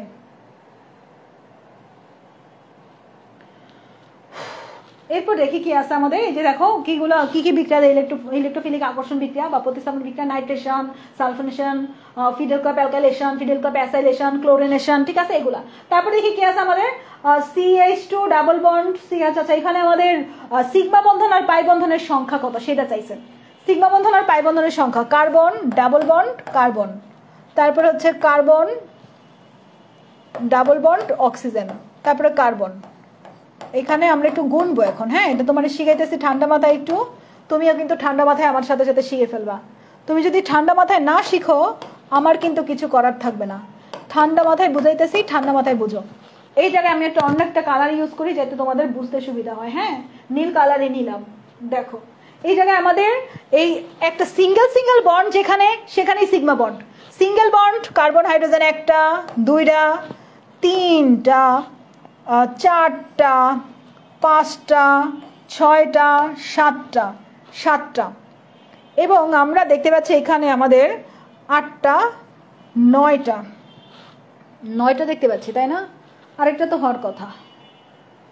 আচ্ছা যাই হোক, এখানে আমাদের টোটাল 10টা বন্ধন হচ্ছে, টোটাল 10টা হওয়ার কথা আমাদের। এখানে আমরা মনে কোনো জায়গায় ভুলেছে কিনা, CH2 ডাবল বন্ড CH, তারপরে C ডাবল বন্ড, তারপরে হচ্ছে ওই যে ওখানে CH3 দেখছো, এই যে এটা গুণি নাই, একটা বাদ দিয়ে দিছিলাম। তাহলে টোটাল সিগমা বন্ধনের সংখ্যা কয়টা? সিগমা বন্ধনের সংখ্যা 10টা। আর এই যে ডাবল বন্ডের মধ্যে কিন্তু একটা সিগমা বন্ধন আছে, তাহলে সিগমা বন্ধন সংখ্যা কয়টা? সিগমা বন্ধন সংখ্যা হচ্ছে 10টা। এবং পাই বন্ধন কয়টা? এই যে ডাবল বন্ডে এখানে একটা পাই বন্ধন, এই যে ডাবল বন্ডে এখানে একটা পাই বন্ধন, পাই বন্ধনের সংখ্যা 2টা। তাহলে গুনতে পারবা না? গুনতে পারবা আশা করি। আমাদের অ্যান্সারটা কত হবে? বি হবে। অ্যান্সারটা হচ্ছে বি হবে। অ্যান্সারটা কিন্তু আমাদের বি হবে। ওকে, অ্যান্সারটা কি হবে? বি হবে, বি। ওকে, আশা করি বুঝতে পারছো। নিচে দেখো। আচ্ছা, ওকে, ঠিক আছে। তাহলে এটা হয়ে গেছে আমাদের। তাহলে অ্যান্সারটা হচ্ছে বি হবে। কে এর 19তম ইলেকট্রনটা কোন উপস্তরে থাকে এবং কোন নীতিতে? আহ্বান নীতি অনুসারে আমরা জানি পটাশিয়ামের শেষ ইলেকট্রনটা 3d অরবিটালে প্রবেশ না করে 4s অরবিটালে যায়। পটাশিয়ামের শেষ ইলেকট্রনটা কোথায় যায়? পটাশিয়ামের শেষ ইলেকট্রনটা 3d অরবিটালে প্রবেশ না করে 4s অরবিটালে যায়। পটাশিয়ামের শেষ ইলেকট্রনটা 3d অরবিটালে প্রবেশ না করে 4s অরবিটালে যায়। পটাশিয়ামের আচ্ছা আচ্ছা এখানে যেটা বলতেছি, আমাদের পটাশিয়ামের শেষ ইলেকট্রনটা 3d অরবিটালে না থেকে কোথায় যায়? 3d অরবিটালে না থেকে 4s অরবিটালে যায়। পটাশিয়ামের শেষ ইলেকট্রনটা 3d অরবিটালে না যায় 4s অরবিটালে যায়। এবং এটা পলির বর্জন নীতি না, এই নীতিটা হচ্ছে আহ্বায়ন নীতি। এই নীতিটা পলির বর্জন নীতি না, এই নীতিটা হচ্ছে আহ্বায়ন নীতি। এই নীতিটা পলির বর্জন নীতি না, এই নীতিটা হচ্ছে আহ্বায়ন নীতি। যেখানে সুন্দর করে ব্যাখ্যা দেওয়া আছে, একবার দেখে নিয়ে আমি বলে দিচ্ছি সবকিছু। বিক্রিয়ার হারের একক কি? বিক্রিয়ার হারের একক হচ্ছে মোল পার সেকেন্ড পার। এটাকে বড় হাতের ms ইনভার্স পারও লেখা যায়, ছোট হাতের ms ইনভার্স পার দিলে কিন্তু হবে না, বড় হাতের m দিতে হবে। এই মোল পারকে বড় হাতের m দিয়ে প্রকাশ করা যায়। তাহলে মোল পার সেকেন্ড পার। বিক্রিয়ার হারের একক কি? বিক্রিয়ার হারের একক হচ্ছে মোল পার সেকেন্ড পার, মোল পার সেকেন্ড পার। বিক্রিয়ার হারের একক হচ্ছে মোল পার সেকেন্ড পার। ঠিক আছে, এই যেখানে দেওয়া আছে। তারপর দেখো মোলারিটি 5% হলে এত কত? আচ্ছা, এটা আমরা সলভ করাইছিলাম, এটার ব্যাখ্যা তো তোমরা জানোই। আমরা এটা কেমনে করাইছিলাম?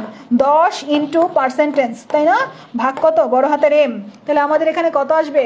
10 ইন্টু 5, 10 ইন্টু 5 আর সোডিয়াম কার্বনেট হচ্ছে 106, 10 ইন্টু 5 আর সোডিয়াম কার্বনেট হচ্ছে 106। তাহলে 50 ভাগ 106, 106 দিয়ে 50-এ ভাগ করো তো কত হয়?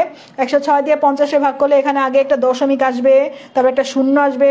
তাহলে 5 বার 106 যাবে 4 বার, 106 400-তে যাবে। হাতে কলমে করলে আলটিমেটলি এটা রেজাল্ট আসে, এটা বুঝছো, এটা আসবে। ভাগটা পারবা হাতে কলমে, আশা করি।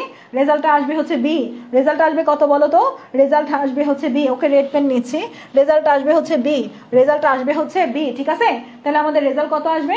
রেজাল্ট আসবে কিন্তু ওই যে দেখো বি, হাতে কলমে করতে পারবা এটা। আইসোবারের ক্ষেত্রে নিম্নে কোনটা সঠিক? আইসোবার, বার মানে ভর সংখ্যা সমান, বার মানে ভর সংখ্যা সমান কিন্তু পারমাণবিক সংখ্যা ভিন্ন। ভর সংখ্যা সমান কিন্তু পারমাণবিক সংখ্যা ভিন্ন। 39-এর অ্যান্সার কি হবে? 39-এর অ্যান্সার বি হবে। ভর সংখ্যা সমান কিন্তু পারমাণবিক সংখ্যা ভিন্ন, ভর সংখ্যা সমান কিন্তু পারমাণবিক সংখ্যা ভিন্ন। ওকে, অ্যান্সারটা কিন্তু আমাদের বি হবে।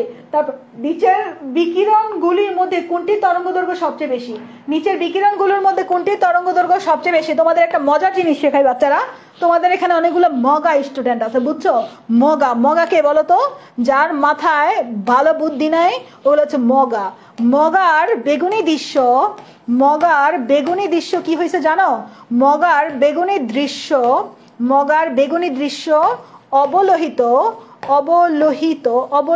ওয়েবে টেলিভিশনে এলো। মগার বেগুনি দৃশ্য অবলোহিত ওয়েবে টেলিভিশনে এলো। ম দিয়ে হচ্ছে মহাজাগতিক রশ্মি, গ দিয়ে হচ্ছে গামা রশ্মি, র দিয়ে হচ্ছে রন্টজেন অর্থাৎ এক্স রে। তারপরে বেগুনি দিয়ে হচ্ছে অতি বেগুনি রশ্মি, দৃশ্য দিয়ে হচ্ছে দৃশ্যমান আলো, অবলোহিত দিয়ে হচ্ছে ইনফ্রারেড, অবলোহিত রশ্মি হচ্ছে আইআর রশ্মি ইনফ্রারেড, ওয়েবে দিয়ে হচ্ছে মাইক্রোওয়েভ, টেলিভিশনে এলো দিয়ে হচ্ছে রেডিও টেলিভিশনের তরঙ্গদৈর্ঘ্য। তো এখন বলছে সবচেয়ে বেশি তরঙ্গদৈর্ঘ্যকে, এখান থেকে ছোট থেকে বড়র দিকে যাচ্ছি আমরা। মহাজাগতিকের সবচেয়ে ছোট তরঙ্গদৈর্ঘ্য, গামারও ছোট। তারপরে আস্তে আস্তে আমাদের সবচেয়ে বেশি তরঙ্গদৈর্ঘ্য হচ্ছে টেলিভিশন, সবচেয়ে বেশি তরঙ্গদৈর্ঘ্য হচ্ছে রেডিও টেলিভিশনের। কিন্তু আমাদের ওয়েব মাইক্রোওয়েভও নাই, রেডিও টেলিভিশনও নাই। আমাদের ইউভি তো অতি বেগুনিও আছে, কিন্তু আলটিমেটলি আমাদের অবলোহিত যেটা অবলোহিত অর্থাৎ আইআর রশ্মি ইনফ্রারেডটা এখানে তুলনামূলক সবচেয়ে বড়। ইনফ্রারেডটা এখানে তুলনামূলক সবচেয়ে বড়। ওকে, ইনফ্রারেডটা এখানে তুলনামূলক সবচেয়ে বড়। এটা না বুঝলে আমি আরেকটু সুন্দর করে বুঝাচ্ছি। দেখো এই যে এখানে দেখো গামা রশ্মি দিয়ে শুরু করছে, কিন্তু আসলে তোমাদের বইতে মহাজাগতিক রশ্মি দিয়ে শুরু। হ্যাঁ, মহাজাগতিক রশ্মি দিয়ে। তাহলে মগার বেগুনি দৃশ্য অবলোহিত ওয়েবে টেলিভিশনে এলো, যে বেতার তরঙ্গ মানে টেলিভিশন। দ্যাট মিনস আমাদের সবচেয়ে বেশি বড় তরঙ্গ দৈর্ঘ্য হচ্ছে বেতার তরঙ্গ অর্থাৎ টেলিভিশন, রেডিও টেলিভিশন। এবং এখানে আমাদের অবলোহিতটাকে বলা হয় ইনফ্রারেড। ইনফ্রারেড অর্থাৎ আইআর রশ্মি, এবং অপশনে নিচের দুইটা নাই, আইআর রশ্মি দেওয়া, তাই আমাদের অ্যান্সারটা আইআর রশ্মি হয়েছে। এটা জীবনে ভুলবা? এটা কিন্তু জীবনে ভোলা যাবে না, এটা অনেক ইম্পর্টেন্ট একটা পড়াই দিলাম। এখান থেকে কিন্তু কোশ্চেন আসতে পারে, এখান থেকে একটা কোশ্চেন আসলে এই নেমোনিক ইউজ করে পড়বো আমরা। মগার বেগুনি দৃশ্য অবলোহিত হবে টেলিভিশন এলো, সবচেয়ে বড় তরঙ্গ দৈর্ঘ্য কার? রেডিও টেলিভিশনের সবচেয়ে বড় তরঙ্গ দৈর্ঘ্য। কিন্তু আমাদের অপশনে মাইক্রোওয়েভ, রেডিও টেলিভিশন দুইটার একটা ছিল না, ছিল হচ্ছে অবলোহিত রশ্মি, তাই আমরা অ্যান্সার কি নিছি? তাই আমরা অবলোহিত নিছি। কিন্তু এখানে যদি টেলিভিশন থাকতো, রেডিও টেলিভিশন বা বেতার দৈর্ঘ্য থাকতো, বেতার হইতো। মাইক্রোওয়েভ থাকলে মাইক্রোওয়েভ হইতো। আশা করি বুঝতে পারছো, আশা করি বুঝতে পারছো না? বুঝতে পারছো। নিচের কোন প্রক্রিয়ায় পিএস কমে? পিএস কমে, পিএইচ যদি কমে, পিএইচ হচ্ছে পানিকে তাপ দিলে হাইড্রোজেন আয়নের ঘনমাত্রা বাড়ে, পানি ভাঙে, বিয়োজন হয়, ভাঙলে তো হাইড্রোজেন আয়নের ঘনমাত্রা বাড়ে, হাইড্রোজেন আয়নের ঘনমাত্রা বাড়লেই পিএইচ কমে, অর্থাৎ তাপ দিলে। এটা মনে রেখো, খাবার পানিকে ফুটাইলে পিএইচ এর মান কমে যায়, খাবার পানিকে ফুটাইলে পিএইচ এর মান কি হয়ে যায়? খাবার পানিকে ফুটাইলে পিএইচ এর মান কমে যায়। খাবার পানিতে ওকে, ঠিক আছে। তারপর চলে যাই পরবর্তী কোশ্চেন। পরবর্তী কোশ্চেন কি আছে দেখার জন্য, এটা ওই যেখানে ব্যাখ্যা দেওয়া আছে। 25 পারমাণবিক সংখ্যাবিষ্ট মৌলটি পরশানির কোথায় অবস্থান করে? 25 হচ্ছে ম্যাঙ্গানিজ বাচ্চারা, ম্যাঙ্গানিজ। ম্যাঙ্গানিজের ক্ষেত্রে আমরা কি পড়ছিলাম? আর্গন। আর্গন পড়ার পরে কি পড়ছিলাম সাথে? 3D, 3D-তে 5 পড়ছিলা, 4S-এ কত পড়ছিলা? 2 পড়ছিলা। তাহলে এখন আমাদের পর্যায় কত? এটা শেষ কক্ষপথ হচ্ছে 4, তাহলে 4 নম্বর পর্যায়ে, 4 নম্বর পর্যায়ে এই দুটো আছে, 4 নম্বর পর্যায়ে। এখন কি গ্রুপ কি 2 হবে না 7 হবে? এটা হচ্ছে কথা। যদি কোনো ইলেকট্রন ডি অরবিটালে প্রবেশ করে যায়, তাহলে 4s অরবিটাল বা s অরবিটাল আর ডি অরবিটাল একসাথে যোগ করে তারপর গ্রুপ করতে হয়। তাহলে আমরা এখন গ্রুপ করব কত? 5 আর 2 মিলে কত হয়? গ্রুপ হবে 7। 5 আর 2 মিলে কত হয়? গ্রুপ হবে 7। 5 আর 2 মিলে কত হয়? গ্রুপ হবে 7। ওকে, 5 আর 2 মিলে কত হয় বলো তো বাচ্চারা? 5 আর 2 মিলে হচ্ছে 7 হবে। 5 আর 2 মিলে কত হবে? 5 আর 2 মিলে কিন্তু 7 হবে, ঠিক আছে? ওকে, তাহলে আমরা এটা অ্যান্সার দিতে পারছি, এটা অ্যান্সার ডি। তারপরে আমাদের অযুগ্ম ইলেকট্রন সংখ্যার ক্রম কোনটা? এটা কিন্তু ভালো করে বুঝতে হবে, তোমরা অনেকে এই জিনিসটা বুঝো না। আচ্ছা, এটা নিয়ে আমি একটু আলোচনা করি। এখানে দেখো, ম্যাঙ্গানিজ 2+ এর ইলেকট্রন বিন্যাস করলে 5 ডি অরবিটালে, আয়রন 2+ এর ইলেকট্রন বিন্যাস করলে ডি অরবিটালে 6, ক্রোমিয়াম 3+ আছে ডি অরবিটালে 3। এখন তোমরা তো হিসাব করবা, তাহলে আপু ডিতে 6টা আছে, তাহলে আয়রন সবার আগে যাবে, তারপরে ম্যাঙ্গানিজ আসবে, তারপর ক্রোমিয়াম আসবে না। প্রশ্নটা কি বলছে? অযুগ্ম ইলেকট্রন কত, তাই না? এই কোশ্চেনটা একটু বুঝে অ্যান্সার দিতে হবে। ডি অরবিটালের ডি এর কয়টা অরবিটাল? ডি এর উপস্তর কয়টা? 5টা। ডি এর উপস্তর কয়টা বাচ্চারা? ডি এর উপস্তর কয়টা? ডি এর উপস্তর হচ্ছে 5টা। ডি এর উপস্তর 5টা। তাহলে এখানে 5টা ইলেকট্রন আছে, আমি 1 1 1 1 1 দিয়ে গেলাম। ডি এর উপস্তর কয়টা? ডিএক্স ডিওয়াই এগুলো হাবিজাবি লিখলাম না, হ্যাঁ, জায়গা নাই বলে। 1 2 3 4 5, এখানে 1 1 1 1 দিয়ে গেলাম। পরে 6 নাম্বার যেহেতু আরেকটা উল্টা করে আসবে, তাই না? প্রথমেই সবাই একমুখী আসবে, পরে লাস্টেটা কতমুখী যাবে? লাস্টেটা কিন্তু উল্টা মুখে যাবে পরে। তাহলে আমাদের এখানে দেখো, তারপরে ডি, এটাতে ডি ডি, এটার ক্ষেত্রে 3টা, 1 1 1। এখন আমার কথা হচ্ছে, এটার ক্ষেত্রে অযুগ্ম ইলেকট্রন হচ্ছে এই 5টাই, কিন্তু আয়রনের ক্ষেত্রে অযুগ্ম ইলেকট্রন কিন্তু 5টা না, এই যে 4টা, কারণ পরে যুগ্ম হয়ে গেছে, আরেকটা 6 নাম্বার ইলেকট্রনটা এন যা যুগ্ম হয়ে গেছে। আর আমাদের এটা 3টার ক্ষেত্রে এটা কিন্তু অযুগ্ম ইলেকট্রন 3টা। তাহলে আমাদের সিরিয়ালটা কি হবে? আমাদের ম্যাঙ্গানিজের হচ্ছে অযুগ্ম ইলেকট্রন সবচেয়ে বেশি, ম্যাঙ্গানিজ 2+ এর অযুগ্ম ইলেকট্রন সবচেয়ে বেশি, তারপর আয়রন 2+ এর অযুগ্ম ইলেকট্রন, ম্যাঙ্গানিজের হচ্ছে 5টা, আয়রনের হচ্ছে 4টা, এবং আমাদের ক্রোমিয়ামের কয়টা? ক্রোমিয়ামের হচ্ছে 3টা। দেখো তো বুঝছো কিনা ব্যাপারটা? আশা করি বুঝছো এখানে। আচ্ছা, আশা করি বুঝছো, ঠিক আছে। আয়রন 3+ হলে কি হইতো? আয়রন 3+ হলে ম্যাঙ্গানিজের মতোই হইতো। আয়রন 3+ হলে আর 6 হইতো না, বুঝছো? তখন এখানে আর আসতো না, তখন 5টাই হইতো সিঙ্গেল অবস্থা। ওকে, আশা করি এটা বুঝছো না? আশা করি এটা বুঝছো। ওকে, ঠিক আছে। তাহলে অ্যান্সারটা আমাদের কেন এ হবে বুঝছি না আমরা সবাই? এটা বুঝতে পারছো? এটা কিন্তু আমি সুন্দর করে বুঝাই দিছি তোমাদের, এটা বুঝতে হবে। এরপরে আমাদের তারপরে অ্যালুমিনিয়াম হাইড্রোক্সাইডের দ্রাব্যতা হলো S একক। লবণটির সম্পৃক্ত দ্রবণের ক্ষেত্রে দ্রাব্যতা গুণফল কত হবে? সম্পৃক্ত দ্রবণ, এটাতে ভাঙো, অ্যালুমিনিয়াম হাইড্রোক্সাইডে ভাঙলে কত হয়? অ্যালুমিনিয়াম 3+ + 3OH-, এনে 1 মোল S, এনে 3 মোল 3S, S + 3S, এটারে আমরা কত করব? 3 করব। তাহলে এ গুণ, প্লাস না আসলে গুণ হবে, গুণ 3 3 9, কত? 3 × 3 × 3, 3 3 9, 3 নং 27, 27 s to the power 3, 27 s to the power 3 আর আলটিমেটলি কত হয় 27 s to the power 4, ultimately 27 s to the power 4 হবে। কি হবে 27 s টু দি পাওয়ার 4 হবে, ঠিক আছে 27 s টু দি পাওয়ার 4 হবে। ওকে, তাহলে এটা পারছি আমরা। 1 লিটার ডেসিমোলার সোডিয়াম কার্বনেট দ্রবণে কত সোডিয়াম কার্বনেট থাকবে? এরাও তো ওই যে আগের সিস্টেমই বাচ্চারা, এরাও কিন্তু আগের ম্যাথটাই, আগে এরকম একটা ম্যাথ করাইছি না এমএসভি দিয়া, মনে আছে? এরকম একটা ম্যাথ কিন্তু আগে করাইছি এমএসভি দিয়া, এই ম্যাথটাও কিন্তু ওই রকমই। আমাদের ব্যাপারটা এরকম আসলে এমএসভি ভাগ 1000, কিন্তু এটার ক্ষেত্রে আসলে 1 লিটার, তো 1 লিটার হইলে আমাদের এখানে ভি এর মান হচ্ছে 1000 ইন্টু এস এর মান কত ডেসিমোলার, তাহলে 0.1 ইন্টু আর কত আর হচ্ছে এম 106 ভাগ 1000। হ্যাঁ, কিন্তু 1000 কাটা, 1000 কাটা হইলে কত হয় 1 ইন্টু 0.1 ইন্টু 106, এটা হয় না? এটা হয়। তো এখন আলটিমেটলি 106 এর 0.1 দিয়ে গুণ করলে 10.6 হবে। 106 এর 0.1 দিয়ে 106 গুণ 0.1 গুণ করলে এরা এই দশমিক এক ঘর পর দশমিক না, এরাও এদিক দিয়ে উল্টো দিক থেকে এক ঘর পর দশমিক হবে, অর্থাৎ বি হবে অ্যান্সার। কি হবে অ্যান্সার বলো তো? অ্যান্সারটা বি হবে, ঠিক আছে? অ্যান্সারটা কিন্তু বি হবে। আশা করি পারছো, অ্যান্সার বি হয়েছে। তারপরে আমাদের কি আছে? পরমাণুর অরবিটালে ইলেকট্রন বিন্যাসের ক্ষেত্রে নিচের কোনটি সঠিক? 2D অরবিটালে প্রবেশের পূর্বে টুপিতে যায় না। 2D বলতে কোনো অরবিটালই নাই। ডিতে সর্বোচ্চ 10টা থাকতে পারে, হ্যাঁ ডিতে সর্বোচ্চ 10টা থাকতে পারে।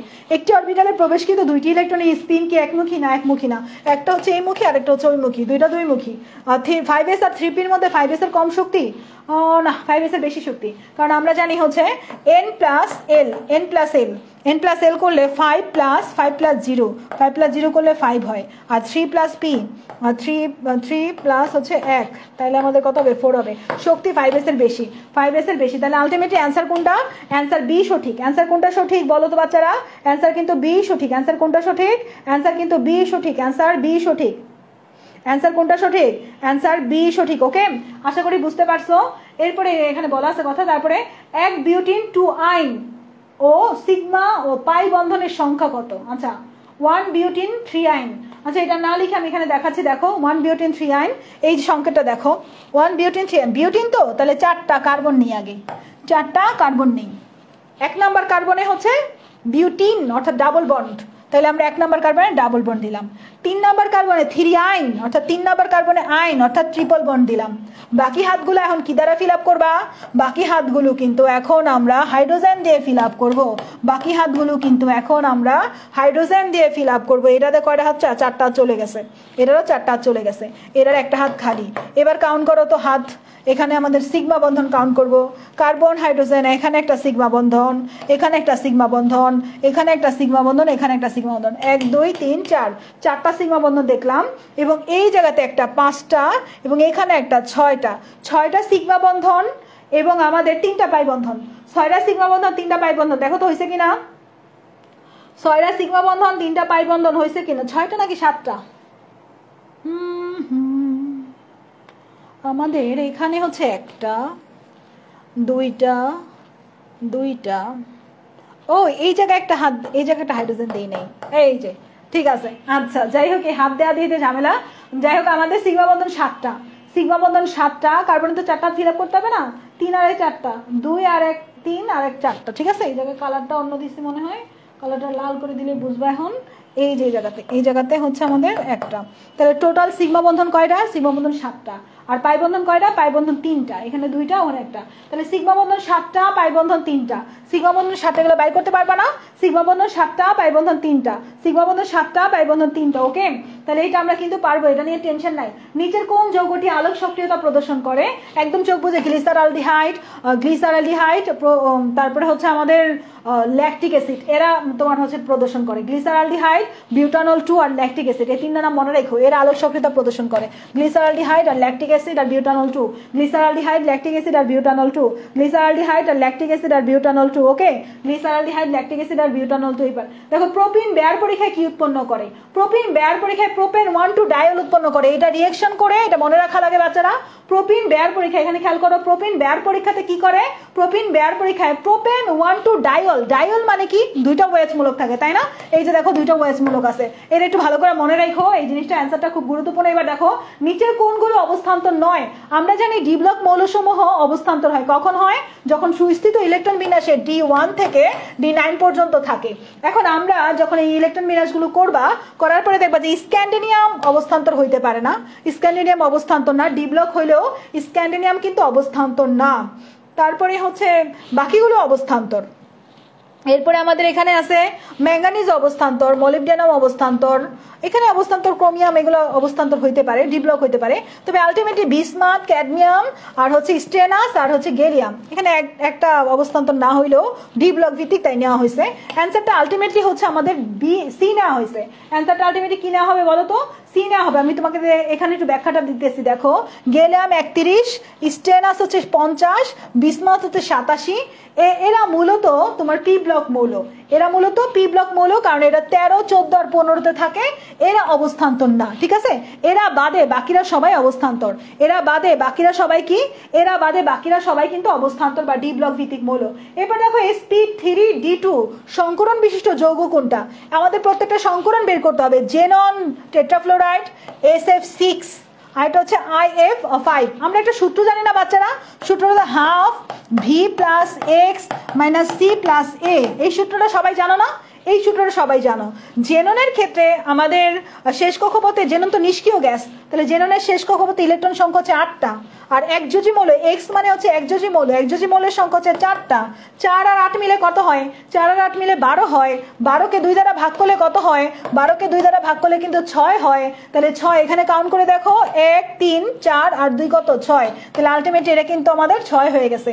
এটার ক্ষেত্রেও যদি আমরা করি, এটার ক্ষেত্রেও সেই একই সূত্র, half into V plus X minus C plus A. তাহলে আলটিমেটলি কি হয় দেখো, হাফ ইন্টু ভি, আমাদের সালফারের শেষ কক্ষপথে ইলেকট্রন সংখ্যা 6টা, আর একযোজী মৌল ফ্লোরিন হচ্ছে একযোজী মৌল, এক্স মানে একযোজী মৌল 6টা, এখানে সি এর মান 0, এর মানও 0। তাহলে আলটিমেটলি কত হয়?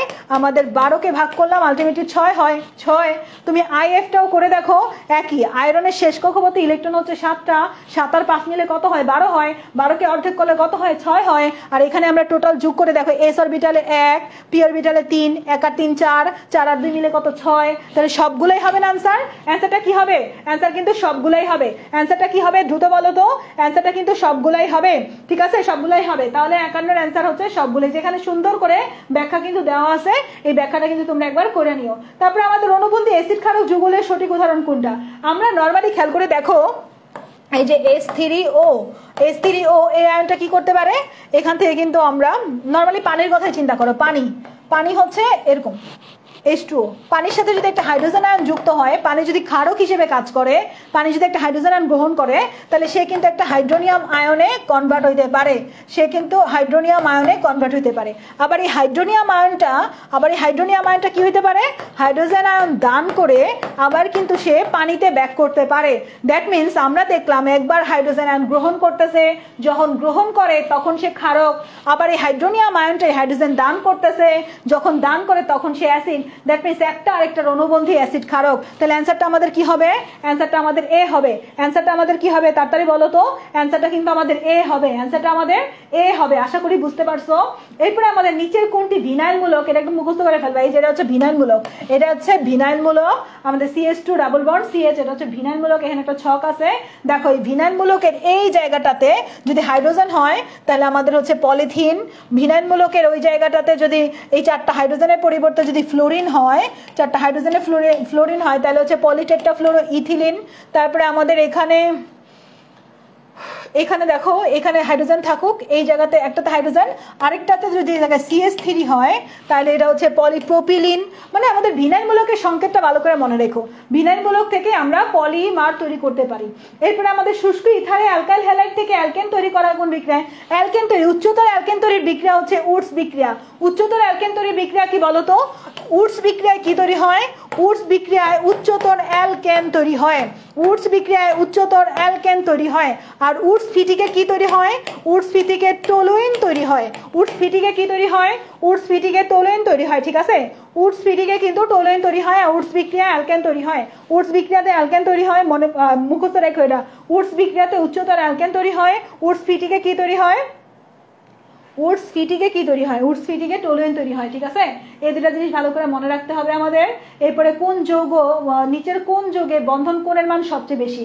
আমরা জানি এটার বন্ধন কোণ কত, 109.5, এটার ক্ষেত্রে 107, এটার ক্ষেত্রে 120, এটার ক্ষেত্রে হচ্ছে 105.something। অ্যান্সার হচ্ছে ডি হবে। অ্যান্সার কি হবে বলো তো? এটার ক্ষেত্রে অ্যান্সার হচ্ছে ডি হবে। সবগুলোর অ্যান্সার কিন্তু মনে রেখো, কোণের মানগুলো মনে রেখো, সবগুলোর কোণের মান কিন্তু মনে রেখো, সবগুলোর কোণের মান কিন্তু মনে রেখো। যেখানে সুন্দর করে কোণের মানগুলো দেওয়া আছে আমরা দেখতে পাচ্ছি BCl3 এর কোণের মান সবচেয়ে বেশি। Fe2+ আয়নের ইলেকট্রন বিন্যাসে অযুগ্ম ইলেকট্রন সংখ্যা কত? একটু এটা করাইছি না, এটাকে আর করাইতে হবে? ওই যে ম্যাঙ্গানিজের 5টা, আয়রন 2+ এর 4টা, তারপরে আরেকটা কি দেখছিলাম, ক্রোমিয়াম 3+ এর 3টা, দেখছিলা না? দেখছিলা। তাহলে অ্যান্সারটা কত হবে? এটা কিন্তু একটু আগে ব্যাখ্যা করাইছি, এটার ব্যাখ্যা কিন্তু আমি একটু আগে পড়াইছি, এটা কিন্তু পারা উচিত। এটার ব্যাখ্যা কিন্তু আমরা একটু আগে পড়াইছি। আচ্ছা, ট্যাফলনের সংকেত, ট্যাফলনের সংকেতটা এখন কেমনে বলবো? আচ্ছা আমি দেখাবো না এটা, এই যে আগে তুমি দেখো, এই যে Fe2+ এর হচ্ছে আমাদের বি হবে অ্যান্সার, ঠিক আছে? তাহলে এটা হচ্ছে বি হবে অ্যান্সার। সময়তন পাত্রের নিচের কোন গ্যাসটি আংশিক চাপ সর্বাধিক? আচ্ছা আমরা আংশিক চাপ বের করব কখন বলো তো? কিভাবে আংশিক চাপ বের করার একটা সিস্টেম আছে, আংশিক চাপ বের করার একটা সিস্টেম আছে, আমি তোমাদের সিস্টেমটা দেখাই দিচ্ছি। আংশিক W/M দিয়ে বের করা লাগে, বুঝছো? আংশিক চাপ বের করা লাগে হচ্ছে ছোট হাতের W/M দিয়ে। তো হাইড্রোজেনের ক্ষেত্রে কি হয় খেয়াল করো, হাইড্রোজেনের ক্ষেত্রে হচ্ছে 2, তাহলে আমাদের হাইড্রোজেনের ক্ষেত্রে আসে 1 মান, ঠিক আছে? হাইড্রোজেনের আণবিক ভর তো 2, আবার দেওয়া আছে 2। হিলিয়ামের আণবিক ভর কত? হিলিয়ামের আণবিক ভর হচ্ছে 4 আর দেওয়া আছে 8, তাহলে আমাদের যার তোমার হচ্ছে মান বেশি হবে তারই হচ্ছে বেশি হবে, আংশিক চাপ বেশি হবে, এটার 2। অক্সিজেনের ক্ষেত্রে আমরা জানি W/32/32, অক্সিজেনের ক্ষেত্রেও 1। তারপরে আমরা এখানে দেখতে পাচ্ছি অ্যামোনিয়ার 17, অ্যামোনিয়ার ক্ষেত্রেও 1। হিলিয়ামেরটাই আমাদের বেশি আসছে। তো সময়তন পাত্রে নিচের কোন গ্যাসের আংশিক চাপ সর্বাধিক হবে? সময়তন পাত্রে আমাদের কিন্তু হিলিয়ামের আংশিক চাপ সর্বাধিক হবে, বি হবে। অর্থাৎ কোন গ্যাসের মোল সংখ্যা যদি বেশি হয়, মোল সংখ্যা বেশি হওয়া মানেই তার চাপ বেশি। তাহলে এখানে মোল সংখ্যা কোনটার বেশি আসছে? মোল সংখ্যা 2 আসলো কার? এই হিলিয়ামের বেলায় 2 আসছে না। মোল সংখ্যা যার বেশি তার আংশিক চাপ বেশি, মোল সংখ্যা যার বেশি তার আংশিক চাপ বেশি, মনে রেখো এটা। মোল সংখ্যা যার বেশি তার আংশিক চাপ বেশি, এটাও কিন্তু পারা উচিত।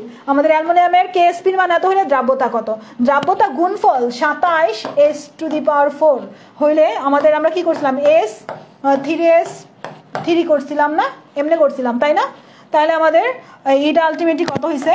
27s3 ইন্টু S, অর্থাৎ দ্রাব্যতা হচ্ছে S, তারপর দ্রাব্যতা গুণফল হচ্ছে 27s⁴। তাহলে অ্যান্সারটা আমাদের বি হবে। অ্যান্সারটা 58 অ্যান্সার কি হবে? 58 অ্যান্সার কি হবে তাড়াতাড়ি বলো তো?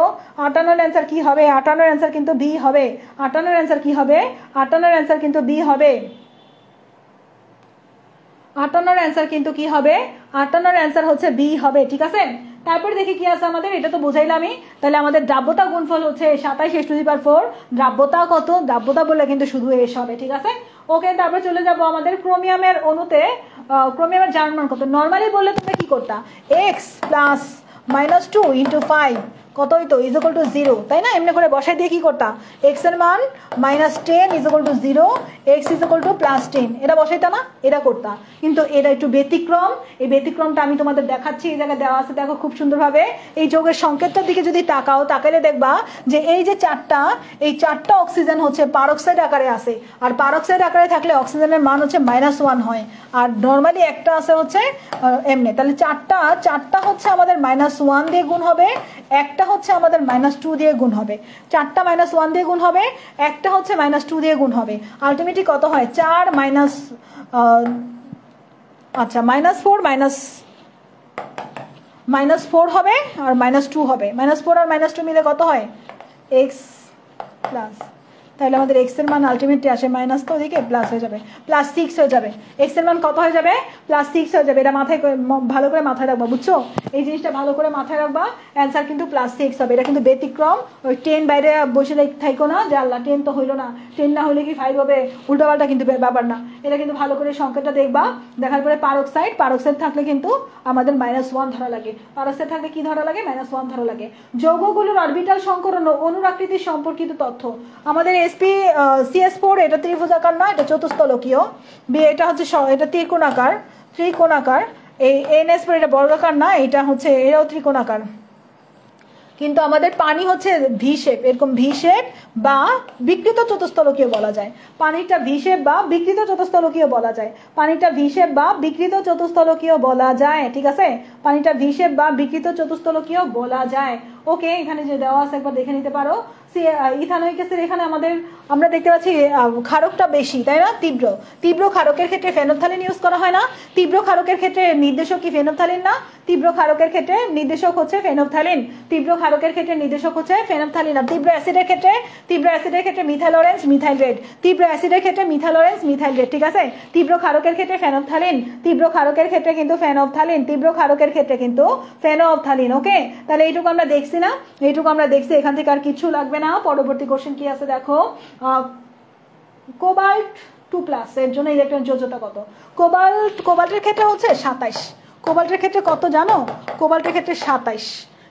হ্যাঁ, 27 হইলে আমরা যদি 25-এর ক্ষেত্রে ডিতে 5 দেই আর 4s এ 2 দেই, তাহলে 27-এর ক্ষেত্রে ডিতে 7 হবে। 27-এর ক্ষেত্রে ডিতে 7 হবে, কিন্তু কোবাল্ট 2+ তো, তাহলে এসটা থাকবে না। তাহলে 3d হচ্ছে 3d কোবাল্টের ক্ষেত্রে এটা হবে, এবং কোবাল্ট 2+ এর ক্ষেত্রে এটা হবে। অ্যান্সার ডি হবে।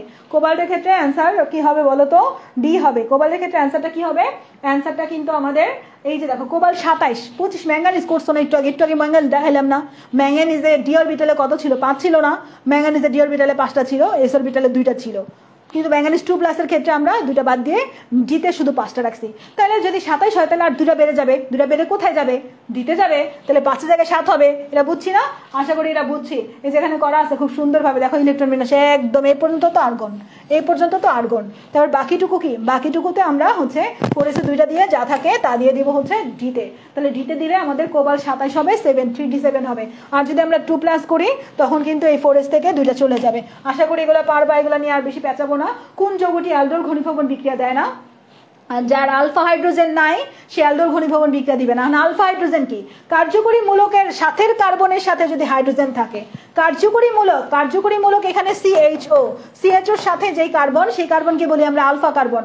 আলফা কার্বন কার্যকরী মূলকের সাথের কার্বনকে বলে আলফা কার্বন। আর আলফা কার্বনের সাথে যদি হাইড্রোজেন থাকে, সেটা বলে আলফা হাইড্রোজেন। তোমরাই বলো, এই কার্বনের সাথে কি কোনো হাইড্রোজেন আছে?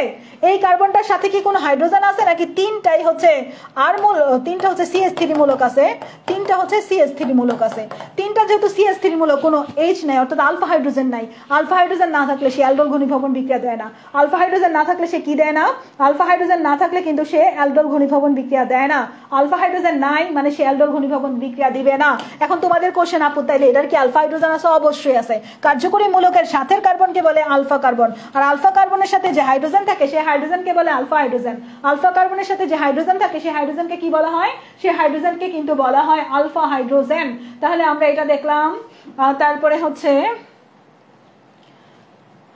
অ্যালডোল ঘনীভবন বিক্রিয়া দেয় না কোনটা? এটাও কিন্তু দেয়। এটা দেখো, যে কার্যকরী মূলকের সাথে কার্বন, সাথে কিন্তু হাইড্রোজেন আছে। আলফা কার্বনের সাথে আলফা হাইড্রোজেন।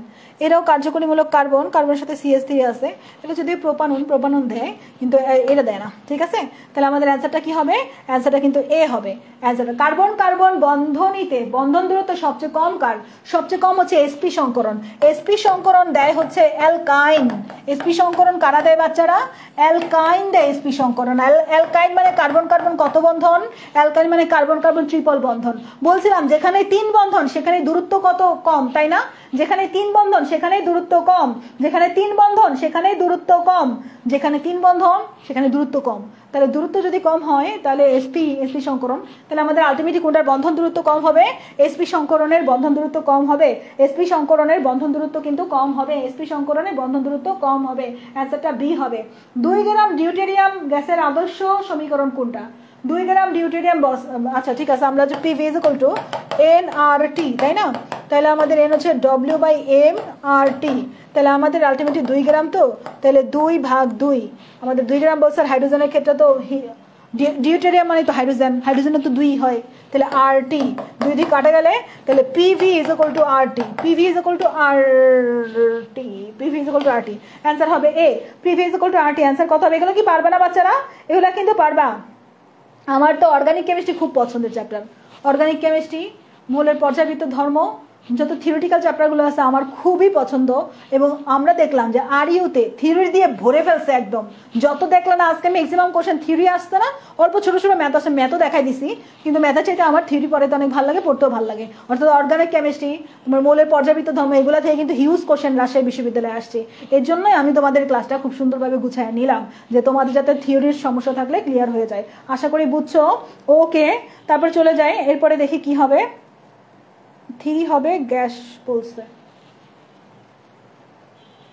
কি হবে বুঝি নাই, কোনটা কি বলছো? RT হবে। কোন যৌগটি পলিমার তৈরি করতে পারে? পলিমার তৈরি করতে পারে পলিস্টাইরিন। এখানে যেটা হচ্ছে পলিস্টাইরিনের সংকেত, এইটা হচ্ছে পলিস্টাইরিনের সংকেত। আর ডাবল বন্ড যাদের আছে তারাই পলিমার তৈরি করতে পারে, ইথিন, পলিথিন, এই টাইপের। পলিস্টাইরিন, স্টাইরিন থেকে পলিস্টাইরিন হবে। অর্থাৎ এখানে ডাবল বন্ড আছে, এটা কিন্তু তোমার অ্যালকেন না, এটা হচ্ছে আমাদের প্রোপানন। প্রোপানন দিয়ে তো পলিমার হবে না, তাহলে অ্যান্সার হবে এ। 65-টির আনসার হবে এই, যেখানে দেওয়া আছে সপ্তামিটকে দেখাইছিলাম ভিনাইলের সংকেতে। কোনটি সর্বাধিক প্যারাম্যাগনেটিক ধর্ম প্রদর্শন করে? যার সিঙ্গেল ইলেকট্রন বেশি সে প্যারাম্যাগনেটিক ধর্ম প্রদর্শন করে। যার ডি অরবিটালে অযুগ্ম ইলেকট্রন বেশি সে প্যারাম্যাগনেটিক ধর্ম প্রদর্শন করে। তোমাদের এটা সলভ করাইছি। ডি অরবিটালে অযুগ্ম ইলেকট্রন কার বেশি বাচ্চারা? একদম 5টা, একদম 5টা সর্বোচ্চ, তাই না? ডি অরবিটালে সর্বোচ্চ সিঙ্গেল ইলেকট্রন কয়টা থাকতে পারবে?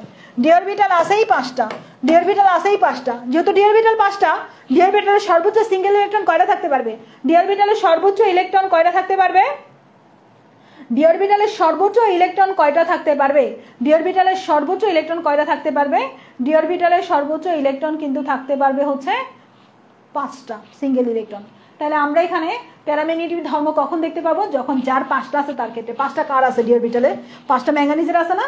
5টা কিন্তু ম্যাঙ্গানিজের আছে, 5টা কিন্তু ম্যাঙ্গানিজের আছে, 5টা কিন্তু ম্যাঙ্গানিজের আছে। ওকে, তাহলে অ্যান্সারটা কত হবে? অ্যান্সারটা হচ্ছে ডি হবে, অ্যান্সারটা ডি হবে। ঠিক আছে, তারপর চলে যাব আমরা পরবর্তীতে 2p অরবিটালের জন্য মান কত, এটা তো করাই আসছি আমরা, এটা করছিলাম, এটা আগে করাইছি, এই জন্য আর ব্যাখ্যাতে যাব না। তারপরে দেখি আমাদের অ্যালকাইল ফ্রি রেডিক্যাল স্থায়িত্ব। ফ্রি রেডিক্যাল মানে কত? 321। 321 খুঁজে বের করো। আমরা এর আগে কি বলছিলাম? কার্বন আয়নের স্থায়িত্ব আর SN2 বিক্রিয়ার সক্রিয়তা হচ্ছে 123। এছাড়া বাদ বাকি সব 321 না? ফ্রি রেডিক্যাল বলো, হাবি জাবি যা বলো, আফসানা আপু বলো, যা বলো, সবকিছুর কত? 321। আর অ্যামিনের কার্বন হচ্ছে 213। এটা বলছিলাম না? বলছিলাম। এখন 321 খুঁজে বের করো। 3 ডিগ্রি 3 ডিগ্রি 3 ডিগ্রি, এটাতে 3 ডিগ্রি, এটাও 3 ডিগ্রি। হাইড্রোজেন আলাদা 3 ডিগ্রি হবে না, এগুলো 1 ডিগ্রিতে যাবে। 3 ডিগ্রিতে দুইটা দেখলাম, 3 2 1, 3 2 1, এটা তো 1, এটা 1, এটা 2, এটা আবার উল্টা পাল্টা। এইটা হচ্ছে আর মূলক 2টা, তাহলে এটা 3 ডিগ্রি, এটা 2 ডিগ্রি, আর মূলক একটা 1 ডিগ্রি। তাহলে আমাদের 1 নাম্বারটা 321, 1 নাম্বারে 3। আর মূলক যে কয়টা তার ডিগ্রি সে কয়টা? 3টা, তাহলে 3 ডিগ্রি, 2টা 2 ডিগ্রি, আর মূলক একটা 1 ডিগ্রি। তাহলে আর মূলক যে কয়টা তার ডিগ্রি সে কয়টা? আর মূলক যে কয়টা তার ডিগ্রি সে কয়টা। তাহলে অ্যান্সার হবে এ। কোন জোড়াটি উভয় গ্যাসের ব্যাপন হার সমান? নাইট্রোজেন আর কার্বন মানুষের দূরের ক্ষেত্রে মান হবে 28। নাইট্রোজেনের 28, কার্বন কত? কার্বন 12, 12 আর অক্সিজেন কত? 16। 12 আর 16 মিলে কত হয়? 28 হয় না? 28 হয়। তাহলে 70-এর অ্যান্সার সি হবে। 70-এর অ্যান্সার কি হবে? 70-এর অ্যান্সার কিন্তু সি হবে। 70-এর অ্যান্সার কি হবে? 70-এর অ্যান্সার কিন্তু সি হবে। ওকে, কোন বিকারকের সঙ্গে ইথিন ও ইথাইন উভয় বিক্রিয়া করে? ইথিন ও ইথাইন উভয় বিক্রিয়া করে কোন বিকারকের সঙ্গে? ও ইথিন ইথাইন। ইথিন হচ্ছে ডাবল বন্ড, ইথিন হচ্ছে ডাবল বন্ড, আর ইথাইন হচ্ছে ট্রিপল বন্ড। ডাবল বন্ড আর ট্রিপল বন্ডে কিন্তু বলা হয় হচ্ছে অসম্পৃক্ততা, তাই না? অসম্পৃক্ততা। অসম্পৃক্ততার পরীক্ষা করার জন্য হচ্ছে ব্রোমিন দ্রবণ ব্যবহার করা হয়। অসম্পৃক্ততার পরীক্ষা করার জন্য কি করা হয়? ব্রোমিন দ্রবণ ব্যবহার করা হয়। অসম্পৃক্ততার পরীক্ষা করার জন্য ব্রোমিন দ্রবণ ব্যবহার করা হয়। তারপর চলে যাবো হচ্ছে 2 মিথাইল বিউটেন 2 আইউপেক সংকেত কোনটা? 2 মিথাইল বিউটেন 2, 2 মিথাইল বিউটেন 2। 2 নম্বরে মিথাইল মূলক থাকবে, 2 নম্বরে মিথাইল মূলক থাকবে। আর হচ্ছে বিউটিন 2, 2 নম্বরে বিউটিন সংকেতটাই যেরকম হবে দেখো, 2 নম্বরে মিথাইল মূলক আর 2 নম্বর কার্বনে হচ্ছে ডাবল বন্ড থাকবে। অর্থাৎ আমাদের ডি হবে অ্যান্সারটা। হ্যাঁ, অ্যান্সারটা হচ্ছে ডি হবে। এই যে 2 নম্বরে মিথাইল মূলক আবার 2 নম্বরে ডাবল বন্ড থাকবে, এটা বি হবে, ডি হবে। কোন জোড়াতে আইসোবার? আইসোবার হচ্ছে ভর সংখ্যা যাদের সমান। এটাও 64, এটাও 64, এটাও 64, এটাও 64। কিন্তু একটা জিনিস খেয়াল করো, জিঙ্কের পারমাণবিক সংখ্যা 30 আর কপারের হচ্ছে 29, উল্টা। এটাতে কপার হচ্ছে 29 ঠিক আছে, জিঙ্ক 30 ঠিক আছে। আমাদের অ্যান্সারটা কত হবে? অ্যান্সারটা ডি হবে। অ্যান্সারটা কত হবে? অ্যান্সারটা ডি হবে। ওকে, তারপর আমাদের 5.3% ঘনমাত্রা কত, এটা তো তোমাদের পড়াইছিলাম। এটা হচ্ছে পার্সেন্টেজ দিয়ে করবা তোমরা, কিন্তু মিলিমোলে বলছে আলটিমেট এটার মান 500 আসবে। এটা কিন্তু তোমরা পারবা, একদমই সহজ। খেয়াল করে দেখো, মানগুলা বসালে 0.5 আসছে। 0.5 কে কিন্তু আলটিমেটলি কত নেওয়া যায়? এটা কিন্তু 500 হয়ে যায়। অ্যান্সারটা কিন্তু আমাদের সি হবে। অ্যান্সারটা কত হবে? এটা সি হবে। ফর্মিক অ্যাসিড কোনটির সাথে বিক্রিয়া করে না? Formic acid. ফর্মিক অ্যাসিড হচ্ছে এর মধ্যে অ্যালডিহাইডেরও ক্যারেক্টার আছে, অ্যাসিডেরও ক্যারেক্টার আছে। অ্যালডিহাইডের বিক্রিয়াগুলো কি? টলেন বিকারক পরীক্ষা, ফেলিং দ্রবণ পরীক্ষা, তাই না? টলেন বিকারক পরীক্ষাও দিবে, ফেলিং দ্রবণ পরীক্ষাও দিবে, এবং ফর্মিক অ্যাসিড যেহেতু অ্যাসিড, সোডিয়াম হাইড্রোজেন কার্বনের সহ পরীক্ষা দিবে, কিন্তু 2,4-DNP পরীক্ষা দিবে না। 2,4-DNP পরীক্ষা হচ্ছে আমাদের অ্যালডিহাইড আর কিটোনের পার্থক্যসূচক পরীক্ষা। অ্যালডিহাইড আর কিটোনের পার্থক্যসূচক পরীক্ষা হচ্ছে 2,4-DNP পরীক্ষা। 2,4-DNP পরীক্ষা কিন্তু ফর্মিক অ্যাসিড দিবে না। ফর্মিক অ্যাসিড দিবে টলেন বিকারক পরীক্ষার ফেলিং দ্রবণ পরীক্ষা, আর অ্যাসিড হিসেবে সোডিয়াম বাইকার্বনের সহ পরীক্ষা দিবে। আমাদের অ্যান্সারটা তাহলে কত হবে? অ্যান্সারটা ডি হবে। অ্যান্সারটা কত হবে? 75 আছে। আচ্ছা, অ্যান্সারটা কত হবে? নষ্ট দিতে হবে। আরো 10টা কোশ্চেন আছে, একটু করাই দেই তোমাদের। আর ওদের বলছি আমি ক্লাস একটু পরে আসতেছি প্রিমেডিকেলে। আমার কিন্তু আরেকটা ব্যাচে ক্লাস নিতে হবে বাচ্চারা। দেখছো কণ্ঠের কি অবস্থা, ভোকাল কর্ড এমন এমন করতেছে আমার এই জায়গাতে, টান খাচ্ছে। তোমাদের কত কষ্ট করে ক্লাস নিলাম। এখন তোমরা বলবা যে আপু 2 ঘন্টা ধরে ক্লাস নিছে, অনেকগুলো কোশ্চেন সলভ করাইছে, প্রায় 85টার মতো কোশ্চেন সলভ করাইছে। 85টার ভিতর থেকে কোশ্চেন কমন পেয়ে যেতে পারো, এবং ব্যাখ্যা যেগুলো আছে না, আচ্ছা এগুলো কেটে দিলি স্লাইডগুলো পাওয়া যাবে না? সেভ করে রাখছিস? হ্যাঁ, আচ্ছা এই স্লাইডগুলো একটু দিতে হবে, ক্লাসের স্লাইডগুলো দরকার। যদিও ব্যাখ্যাটাতে কিছু ভুল নাই, সবগুলো এমনি খালি ব্যাখ্যা দিলেও চলে। তো এই 85টা কোশ্চেন সলভ করাবো, আর 10টা করাবো, বুঝছো? এই 10টা করানোর পর আমি আবার আরেকটা ক্লাস নিব। এই যে এমন পরিশ্রম করতে হবে লাইফে, ভালো করতে হবে। SN2 বিক্রিয়া আর অ্যালকাইলের সক্রিয়তা বলছিলাম কি? SN2 বিক্রিয়া মানে কি? 300 না, SN2 মানে হচ্ছে 123। 123 খুঁজে বের করো তাড়াতাড়ি বাচ্চারা। 123 খুঁজে বের করো। 123 খুঁজে বের করো তাড়াতাড়ি, বলো তো। 123 খুঁজে বের করো। আপু স্পিড কমে গেল আপনার শেষে এসে। না, স্পিড এই যে এখন আছে, স্পিড কমে নাই বাচ্চারা। 123 খুঁজে বের করো। 123 1 ডিগ্রি 1 ডিগ্রি, এই যে 1 degree 1 degree 1 degree 1 degree 1 degree খুঁজে বের করো তো। 1 2 3 1 2 3 1 2 3, দেখছো খুঁজে পেয়েছি। 1 2 3 আমাদের অ্যান্সার কত হবে? তাড়াতাড়ি। হিজাব পিন খুলে নিব কেন? ও আচ্ছা আচ্ছা, না না, হিজাব পিন খুলে নিলে আমার ডাবল চিন বের হয়ে যাবে, বুঝছো? তখন তোমরা বলবা যে আপু তো বুড়া হয়ে গেছে। বুড়া আপুর ক্লাস করা যাবে না, সব দিকে সমস্যা আছে, বুঝছো? তোমাদের জন্য সারা জীবন ইয়াং থাকতে হবে, দোয়া রেখো যাতে এভারগ্রিন থাকতে পারি। এ হবে অ্যান্সার। কি হবে? 76 এর অ্যান্সার কিন্তু এ হবে। তারপরে কোশ্চেন হচ্ছে আহ্বানিত অনুসারে কোন অরবিটাল ইলেকট্রন সর্বশেষ প্রবেশ করবে? আমরা এখানে n+l দিয়ে বের করব। তাহলে এখানে কত? 3 + 2, এটা হচ্ছে 5। সর্বশেষে যার মান বেশি হবে তারটাতে সর্বশেষ। 4 + 2, এটার মান হচ্ছে 6। 5 + 0, এটার মান হচ্ছে 5। 4 + 0, এটার মান হচ্ছে 4। তাহলে আমাদের সবশেষে প্রবেশ করবে 6 আসছে, যেটা সি হবে অ্যান্সার। কি হবে তাড়াতাড়ি বলো তো? সি হবে অ্যান্সার। সি হবে অ্যান্সার। ওকে, তাহলে অ্যান্সারটা কি হবে? অ্যান্সারটা কিন্তু সি হবে। অ্যান্সারটা সি হবে। তারপরে যেখানে ব্যাখ্যা তো দেখছোই। তারপর কোনটি প্যারাম্যাগনেটিভ নয়? এখানে প্যারাম্যাগনেটিভ নয় হচ্ছে তোমার ক্লোরিন। এটা মনে রেখো। আমরা নর্মালি জানি যে যাদের সিঙ্গেল ইলেকট্রন থাকে তারা হচ্ছে অযুগ্ম ইলেকট্রন থাকে, তারা প্যারাম্যাগনেটিভ। তবে এই তিনটা ভালো করে মনে রাখবে, আর্সেনিক 1+, নিকেল 2+, এবং বেরিয়াম -1-, এগুলো কিন্তু সবাই প্যারাম্যাগনেটিভ হিসেবে কাজ করে। এখানে কতগুলো এক্সাম্পল আমি দিয়ে দিছি, এক্সাম্পলগুলো একটু একবার দেখে নিও। এই যে এরা সবাই হচ্ছে প্যারাম্যাগনেটিভ, এখান থেকে একটা কোশ্চেন কিন্তু আসতে পারে, তো এই লাইনটা খুব ভালো করে পড়ে ফেলবা। এরা সবাই হচ্ছে প্যারাম্যাগনেটিভ। এরপরে কোন আয়নের 3+ জারণ মান আছে? 3+ জারণ মান আছে। আমরা যদি এটা বের করি, ক্লোরিনের ক্ষেত্রে X+, অক্সিজেন হচ্ছে -2 আর হচ্ছে 2 -2 = যেহেতু -1 এই জায়গাতে, তাহলে 1 যদি দাও তাহলে আলটিমেটলি -1 আর কি দিবা। এখানে কত আসছে? X + -4 = -1, তাহলে X = -1 + 4, তাহলে আসি কত? আলটিমেটলি মান হচ্ছে +3। তাহলে অ্যান্সার হবে এ। অ্যান্সার কি হবে তাড়াতাড়ি বলো তো? 79 অ্যান্সার কিন্তু এ হবে, যে এখানে করা আছে, এটা তোমার পারবে আশা করি। ডাইপোল মোমেন্ট আছে কোন যোগে? ডাইপোল মোমেন্ট আছে আমাদের CH2 এই যোগটাতে। এটা এই ব্যাপারটা এরকম দেখো, হাইড্রোজেন আর এদিকে হচ্ছে ক্লোরিন। এই হাইড্রোজেন আর কার্বনে এখানে একটা ডাইপোল মোমেন্ট, কার্বন আর ক্লোরিনের এখানে একটা ডাইপোল মোমেন্ট, অর্থাৎ এই যৌগটাতে ডাইপোল মোমেন্ট আছে। ডাইপোল মোমেন্ট মানে দুটো পোল আছে। পোল কেমনে তৈরি হয়? পজিটিভ পোল আর নেগেটিভ পোল। কার্বন আর হাইড্রোজেন, কার্বনের হচ্ছে তড়িৎনাটকতার মান কত? 2.5, হাইড্রোজেনের 2.1। তাহলে এখানে একটা আমাদের কত হবে? নেগেটিভ একটা মান আসবে। ক্লোরিনের ক্ষেত্রে কত? ক্লোরিন হচ্ছে 3, বিয়োগ করলে আমাদের এটার ক্ষেত্রে একটা কত আসবে? এটা পজিটিভ মান আসবে। যাই হোক, এইভাবে হচ্ছে আমাদের তোমার ডাইপোল মোমেন্ট দেখায় কোনটা? ডাইপোল মোমেন্ট দেখায় বি। ঠিক আছে, এই যে দেখো ডাইপোল মোমেন্ট আছে কার্বন আর ক্লোরিন, কার্বন আর হাইড্রোজেন বন্ধনে ডাইপোল মোমেন্ট আছে। তড়িৎনাটকতার মান দিয়ে আমরা এটা বের করতে পারি। ওকে, তাহলে আমরা দুইটা পোল পাই। এখানে আমরা দেখলাম কার্বনে একবার হচ্ছে পজিটিভ পোল দেখাইছে, একবার নেগেটিভ পোল দেখাইছে, এই জন্য এটা বলতেছে ডাইপোল মোমেন্ট। তারপর আমাদের কত? 81। sp2 সংকরণ দ্বারা একটি কার্বনের যে বন্ধন গঠন হয়, sp2 সংকরণ দ্বারা হচ্ছে sp2 তে কত হয়? কার্বন কার্বন কত? দ্বিবন্ধন, তাই না? কার্বন কার্বন দ্বিবন্ধন। যদি কার্বন কার্বন দ্বিবন্ধন হয় তাহলে আমাদের সিগমা বন্ধনের সংখ্যা কয়টা? একটা, দুইটা, তিনটা। তিনটা সিগমা বন্ধন। আর পাই বন্ধন কয়টা? এখানে একটা পাই বন্ধন, তিনটা সিগমা বন্ধন। একটা পাই বন্ধন, তিনটা সিগমা বন্ধন। একটা পাই বন্ধন, তিনটা সিগমা বন্ধন। ঠিক আছে, একটা পাই বন্ধন, তিনটা সিগমা বন্ধন। তারপর চলে যাবো আমরা পরের কোশ্চেনে। ম্যাক্সওয়েলের সম্ভাব্যতম সূত্র কোনটা? ম্যাক্সওয়েলের সম্ভাব্যতম সূত্র কোনটা? 82 অ্যান্সার তাড়াতাড়ি দাও, আমরা কিন্তু একদম শেষ দিকে আছি ক্লাসের। 82 অ্যান্সারটা তাড়াতাড়ি দাও তো বাচ্চারা। 82 অ্যান্সারটা কিন্তু আমাদের এই সূত্রটা, এটা হচ্ছে আমাদের প্রবাবিলিটি থিওরিটির সূত্র। √2RT/m, √2RT/m, এটা হচ্ছে প্রবাবিলিটি থিওরিটির সূত্র। ঠিক আছে, এই যে দেখো থিওরি অফ প্রবাবিলিটির সূত্র হচ্ছে আলফা = √2RT/m, এটা মনে রেখো।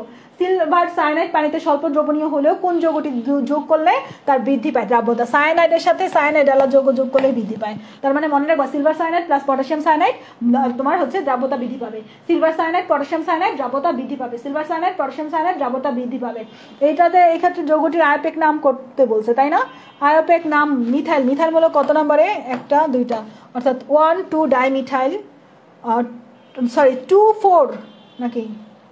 এক মিনিট।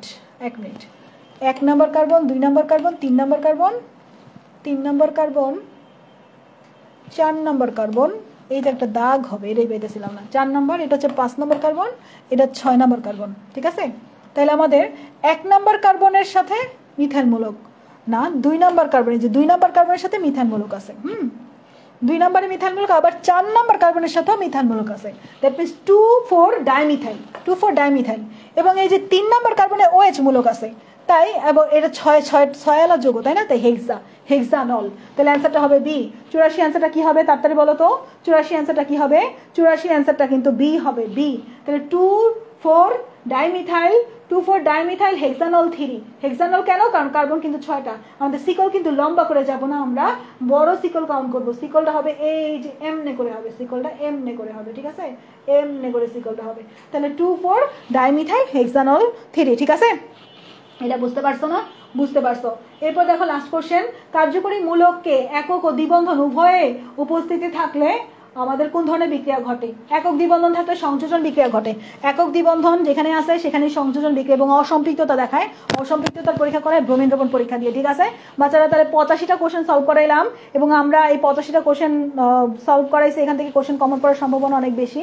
কতক্ষণ হয়েছে ক্লাস হয়েছে মনে হয় 1 ঘন্টা 40 মিনিট। 1 ঘন্টা 40 মিনিটের মানে 1.5 ঘন্টার উপরে ক্লাস হয়েছে, 2 ঘন্টাও হয় নাই। এই 1.5 ঘন্টার উপরে ক্লাসে কিন্তু আমি তোমাদের 85টা কোশ্চেন সলভ করেছি। কম কথা, 85টা কোশ্চেনের অনেকগুলো ব্যাখ্যা ছিল, অনেক গুরুত্বপূর্ণ সব কোশ্চেন। এই কোশ্চেনগুলো যদি একবার পড়ে যাও আশা করি খুব ভালো করতে পারবা। তাহলে সবাই ভালো থাকো, সুস্থ থাকো, আল্লাহ হাফেজ।